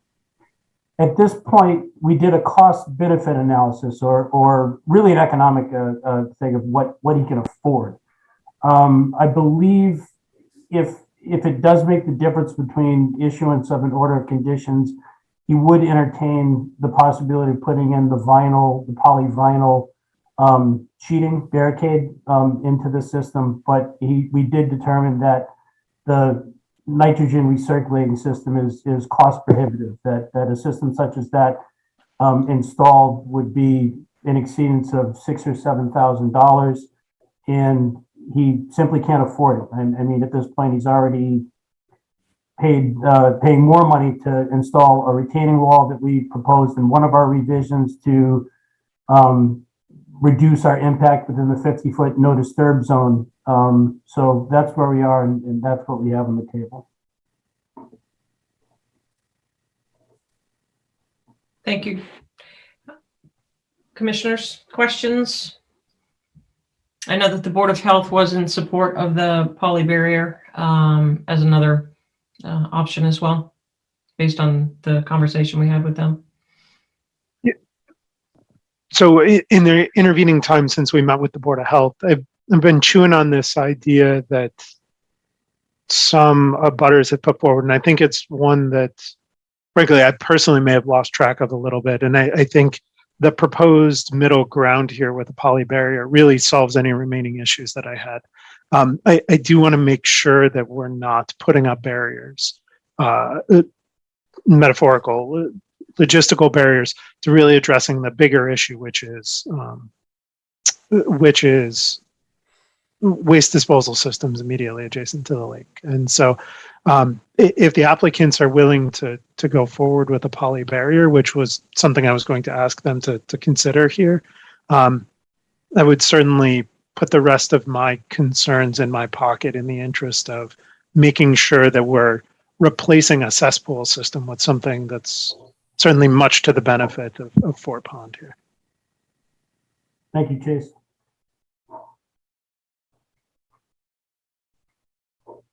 Any other commissioners have any questions or comments? Drag it out. Those of us that weren't able to attend the Board of Health, can you, Jake, it sounded like Jacob, you could give a little bit more information about this polyvinyl barrier? Yeah. Barriers? My name is Jacob Lemieux with Hancock Associates. Can you all hear me okay? Yep. I'm going to try to share my screen here. Just give me 1 second. There we go.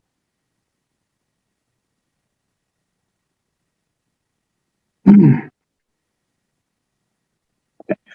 So the impervious barrier or impervious polyliner, it's HD or high density polyethylene, basically a plastic impervious barrier, and this barrier would go alongside the rear of this proposed retaining wall, lining this and waterproofing it from the system, so that anything that was flowing out of the wall drain or coming behind this wall in general will, if anything, and this is above the Title V regulations in that we've got 15 feet from the system to the poly barrier, which means that generally this isn't a concern, but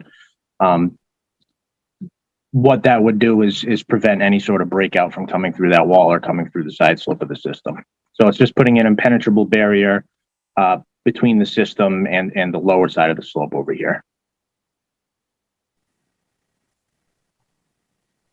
Thank you. Sure.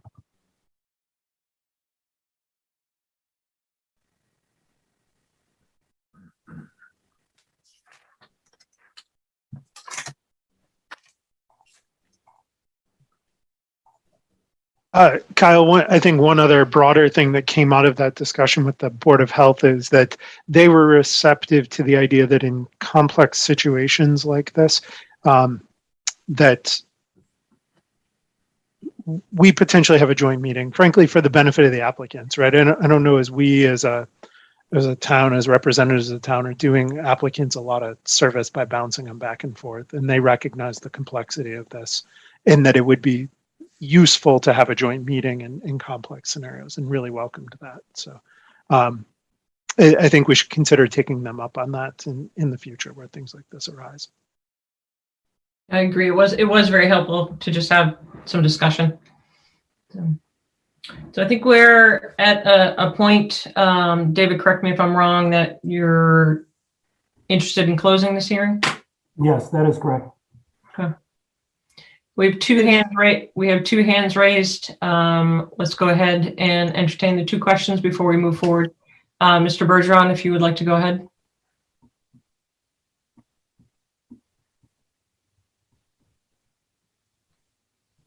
We can't hear you, Mr. Bergeron.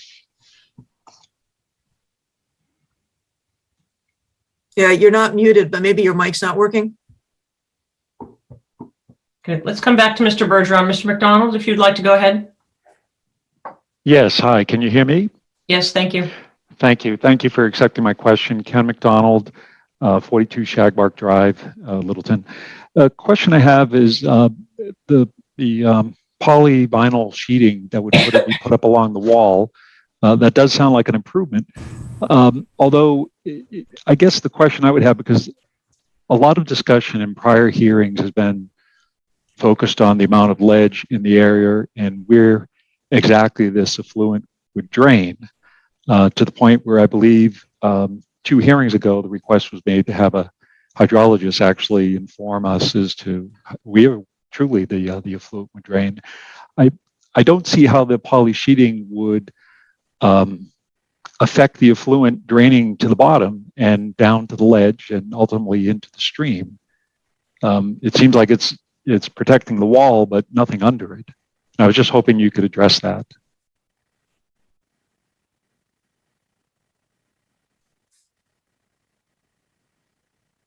Yep.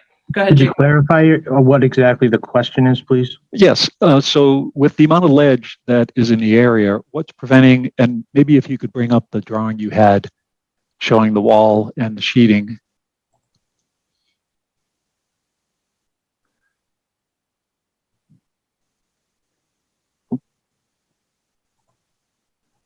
Yes, perfect. Thank you. So the sheeting is along the wall, but underneath it, there's no protection. And so what's to prevent the effluent from draining down into the ledge below and ultimately down into the stream? That is the intent of the system, is to infiltrate the effluent into the groundwater table, which is on top of the ledge. Okay, so I guess my last question here is for the commission. So I believe it was 2 hearings ago, the commission made a request because there was a concern raised by the commission of the amount of ledge. Hancock confirmed that the area is all ledge, and that the request was made to hire a hydrologist to actually show how this effluent would drain, given all the ledge in the area. But it seems that request was never satisfied. And so I guess the question for the commission is that something that you folks are just going to let drop? Has your concern about the amount of ledge in the area changed? I will say to at least some degree, the third-party review, as I recall it, was discussed, but a scope of that was never decided. If it was what the scope would be and what was needed. Correct. And I think that where they had Board of Health approval on that as well was of interest. And Sarah, as one of the commissioners pushing for that, I can explain a little bit of my justification for it and why the impermeable barrier on the inside face of the retaining wall helps address my concerns. My biggest concern was not the infiltration of wastewater and transport through the stream via the overburden. That's the way that waste is inactivated in a septic system in any case. My concern was breakout adjacent to the stream and then overland flow if that breakout were to occur. And breakout being that it came out of the side of the retaining walls. And in that case, the waste wouldn't have been treated. And that's what I was particularly looking for someone to give us an opinion on. Certainly in all circumstances, our drinking water started out as, not in all circumstances, a lot of circumstances, our drinking water, our surface water started out as some kind of wastewater. That's unavoidable. But what the applicants have put forward here is a plan to mitigate what I had my biggest concern around. And so I still have concerns, but I do think that I'm willing to put those away because of the balance of concerns with respect to cesspools and improving those scenarios, as long as we take that breakout issue off the table, which it appears that we have. Okay, so let's go and take if we can let Mr. Bergeron speak. Thank you. Thank you. I appreciate that. Can you guys hear me? Yes, thank you. Okay, thank you very much. First of all, I appreciate the discussion. Appreciate the engagement by all parties to just go run these issues to detail. I guess my question was from an analysis of alternatives. I just did a little bit of homework, and while I'm an engineer, I'm not a septic system expert by any means. Issue or systems such as the Presby environmental or what other analysis of alternatives were considered, because it just seems to me that while this is progress and I appreciate that, it just seems to me that there's not been enough alternatives discussed or during these hearings for me to conclude that this is the best alternative.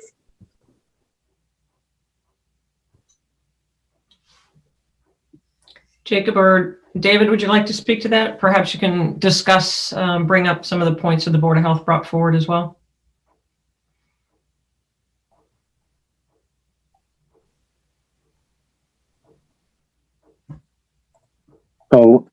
Jacob Lemieux here. So the alternatives analysis in terms of systems like a Presby system, that doesn't necessarily provide improved treatment. It's a system that allows for a reduction in size from Title V flow rates, and it still infiltrates into the ground. It still operates in basically the same way as a normal septic system. So that's really not, there's not much of a point to looking at that as an alternative. I think that would prevent things from crossing the stream, correct? No. We still need to get up to That's not what I read. Okay, well, I've designed multiple Presby systems, and you'd still need to get the effluent to the leach field. Okay. So, you know, we've discussed tight tanks. We've discussed alternatives left and right ad nauseum between Board of Health hearings and commission hearings. We've had this question fielded multiple times, and I think, and I feel like our client, and we'll leave this in the hands of the commission, that we've answered that question to the most extent possible, or the most practicable extent. Okay. Thank you. I will revert back to the commission members if they have any additional questions or comments. If not, as the applicant has requested to at many times close this hearing, is that what you're seeking? Yes. Okay. So at the present time, if there's any commissioners that would like to make any comments or recommendations or motions, please.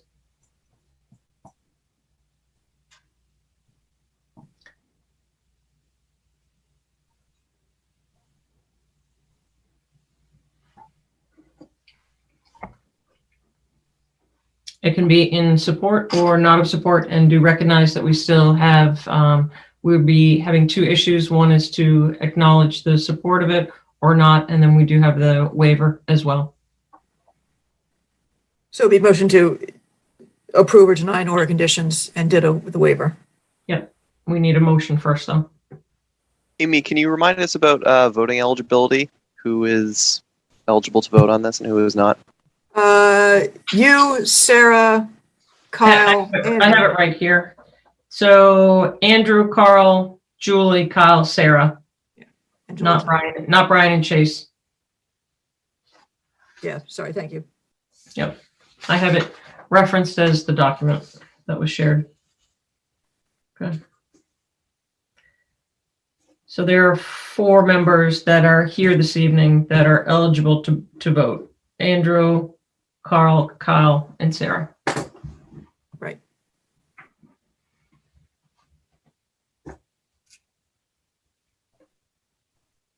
And presumably you would need a motion from one of them.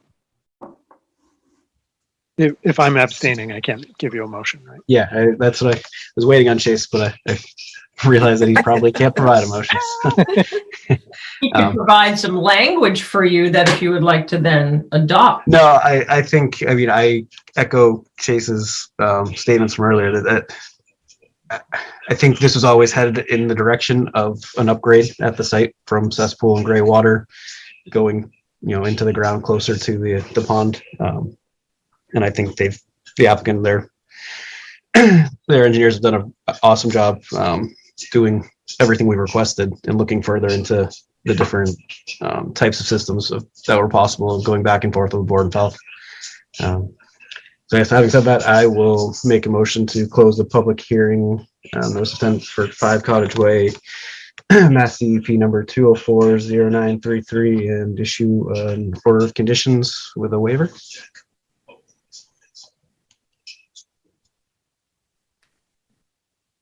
So we would need a second. Second. All right. Can you guys hear me? I don't know if my... Yep. Oh, perfect. Yes. Thank you, Andrew. All right, so we'll do a roll call vote. Carl. Carl Melberg, aye. Sarah. Sarah Seward, aye. Kyle. Kyle Maxfield, aye. And Brian and Chase are abstaining. And Let them say that. Oh, sorry. Chase. Chase Gerbig, abstain. Brian. Brian Crowley, abstain. And myself, aye. All right. It is 4 ayes and 2 abstentions. Thank you. Okay, thank you. Thank you for all your hearing time and meeting time and diligence. Thank you. Thank you. Much Thank you all very much. We still have Thank you very much. one more item on our discussion items that I had thrown on at the last minute, and that was in regards to co-chairs and also about agents as well. Sadly, I would like to talk about Anna. She did officially submit her letter of resignation as for the next hearing, which is December 28th, after her 9 amazing years with our commission, that we have appreciated her insight, her fortitude, and it's been a pleasure working with Anna. And there you are, and hope that you will remain very active with your input. I know it's been invaluable down at the lake for all of us, for sure. So as an active participant, no longer an associate after our next meeting, but I know I personally have enjoyed working with you on all the site visits. So you will be missed indeed.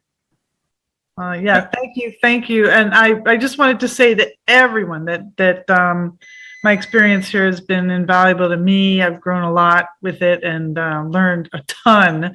So thank you so much. And you're just a great commission, I think. Very knowledgeable and make good decisions. And I really enjoyed working with everybody. So, and thank you, Amy. It's been great to work with you. Tremendous.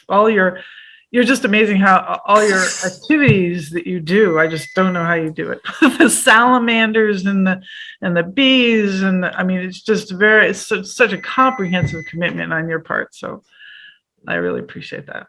Anna, I know we're going to miss all your wordsmithing as well. Yeah.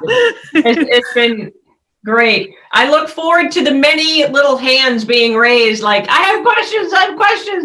So, yeah. So it just means you just have to wait a few extra seconds before we call on you for some of these hearings. But we hope that you will continue to guide us with some of your knowledge as well. Well, I hope to work with the invasives. Yeah, if possible. It's those warriors, the weed warriors. The weed warriors, yes. I second everything Sarah said. And if you move back to Littleton, please come back on the board at some function. Well, yeah.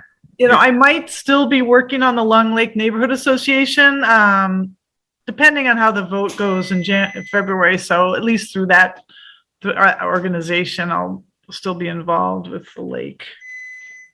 Cool. Yeah. Excellent. Well, I have one more thing as well, and that's in regards to. And I have two more things too. But go ahead. Okay. So in terms of co-chairing, so I know that as of kind of like January, I have to start traveling a little bit more as well. Julie is still with us, but I've been in discussion with her, and so stepping down as co-chair. So looking for someone if they would like to help out with that, because I know I'm going to have to miss probably 1 or 2 meetings at some point this winter, but I had planned my life around Monday meetings, and then the change to Tuesday kind of changed things a little bit with my travel schedule. So I would like if somebody wants to kind of nominate someone, or however you would like to do it. It's up to you all as a commission to do that. So it's not a single person, it's a collective that we're part of this team together. Anybody want to carry the sword with me? In lieu of an adverse nomination, is there anybody that's interested? I mean, I would do it if there was no one else, but certainly would happily have Kyle or Carl or Brian pick it up. I second Chase. I didn't nominate myself here. I just don't want to stare at each other for the next 5 minutes waiting for somebody to make a decision. I think you'd be a tremendous asset, Chase, and a good team partner with Sarah. And then we'll have to have that discussion again in May as well. So, okay. So there you have it. Thank you, Chase. And then Amy, you have two more things. We'll need a vote on that. So I have Carl nominated Chase. I just need a second and a vote. Sorry. Second. Okay. Who said that? Kyle seconded. Right. Thank roll you. call vote. Carl. What? Oh. Say aye, and you're chairman. Oh, wow. Surprise. Come over, aye. Kyle. Kyle Maxwell, aye. Brian. Ryan Crowley, aye. Chase. Chase Gerwig, aye. Sarah. Sarah Seward, aye. And myself, aye. It's unanimous. Okay. All right. Yeah, just two other things on the agenda was the abutter legal notice renotification, and town council says that probably the best way to do that really is to add it to the regs. So I don't know if anyone feels like diving back into the regs to see if there's anything else that could use some shifting in there. Well, Anna is still on for another 2 weeks, and she loves regs. Oh, yeah, I do. Yes.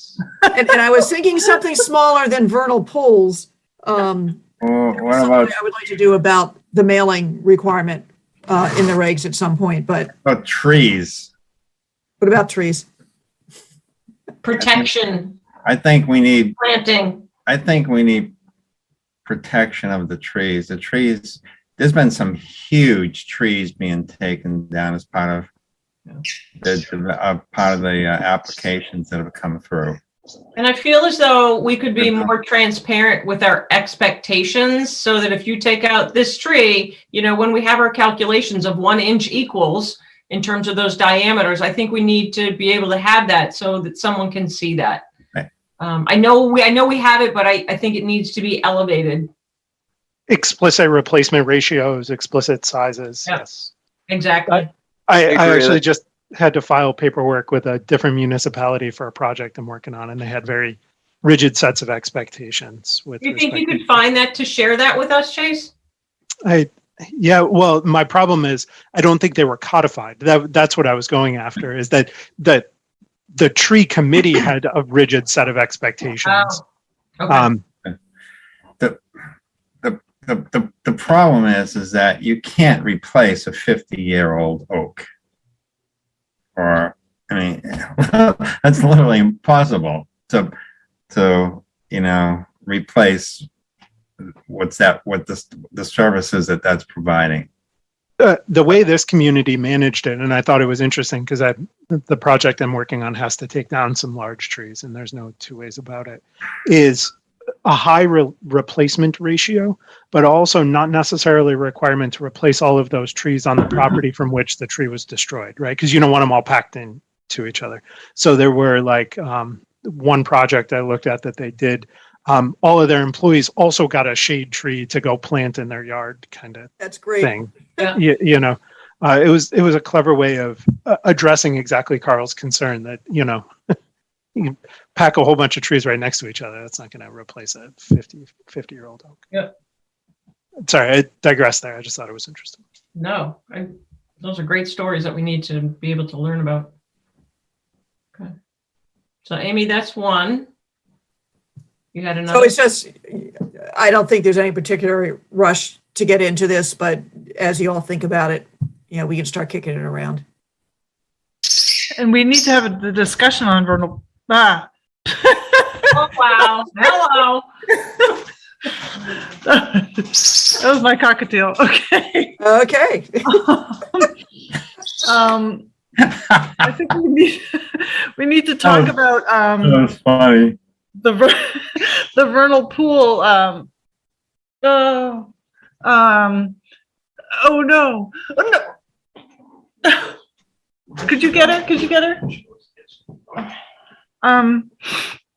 The vernal pool aspect, because Amy said that we had discussions on whether to add an uncertified vernal pool, a potential vernal pool is the language in the Wetland Protection Act, a potential vernal pool, as well as certified for protection under our bylaw, because she was saying that it would expand our jurisdiction too greatly, the commission felt. But I wondered if people still feel that way, or whether we'd be willing to, because the Wetland Protection Act does include those types of vernal pools, and I feel that we should, mention those and have jurisdiction over those types as well. I think it is an interesting discussion, so that we do walk that fine line of the overreach as well. So I think I know personally I'd really want to study that language to see. Yeah. Okay. Well, if it's a piece of land that doesn't have a certified vernal pool, but the wetland biologist went out and sees what he thinks is a vernal, he or she thinks is a vernal pool,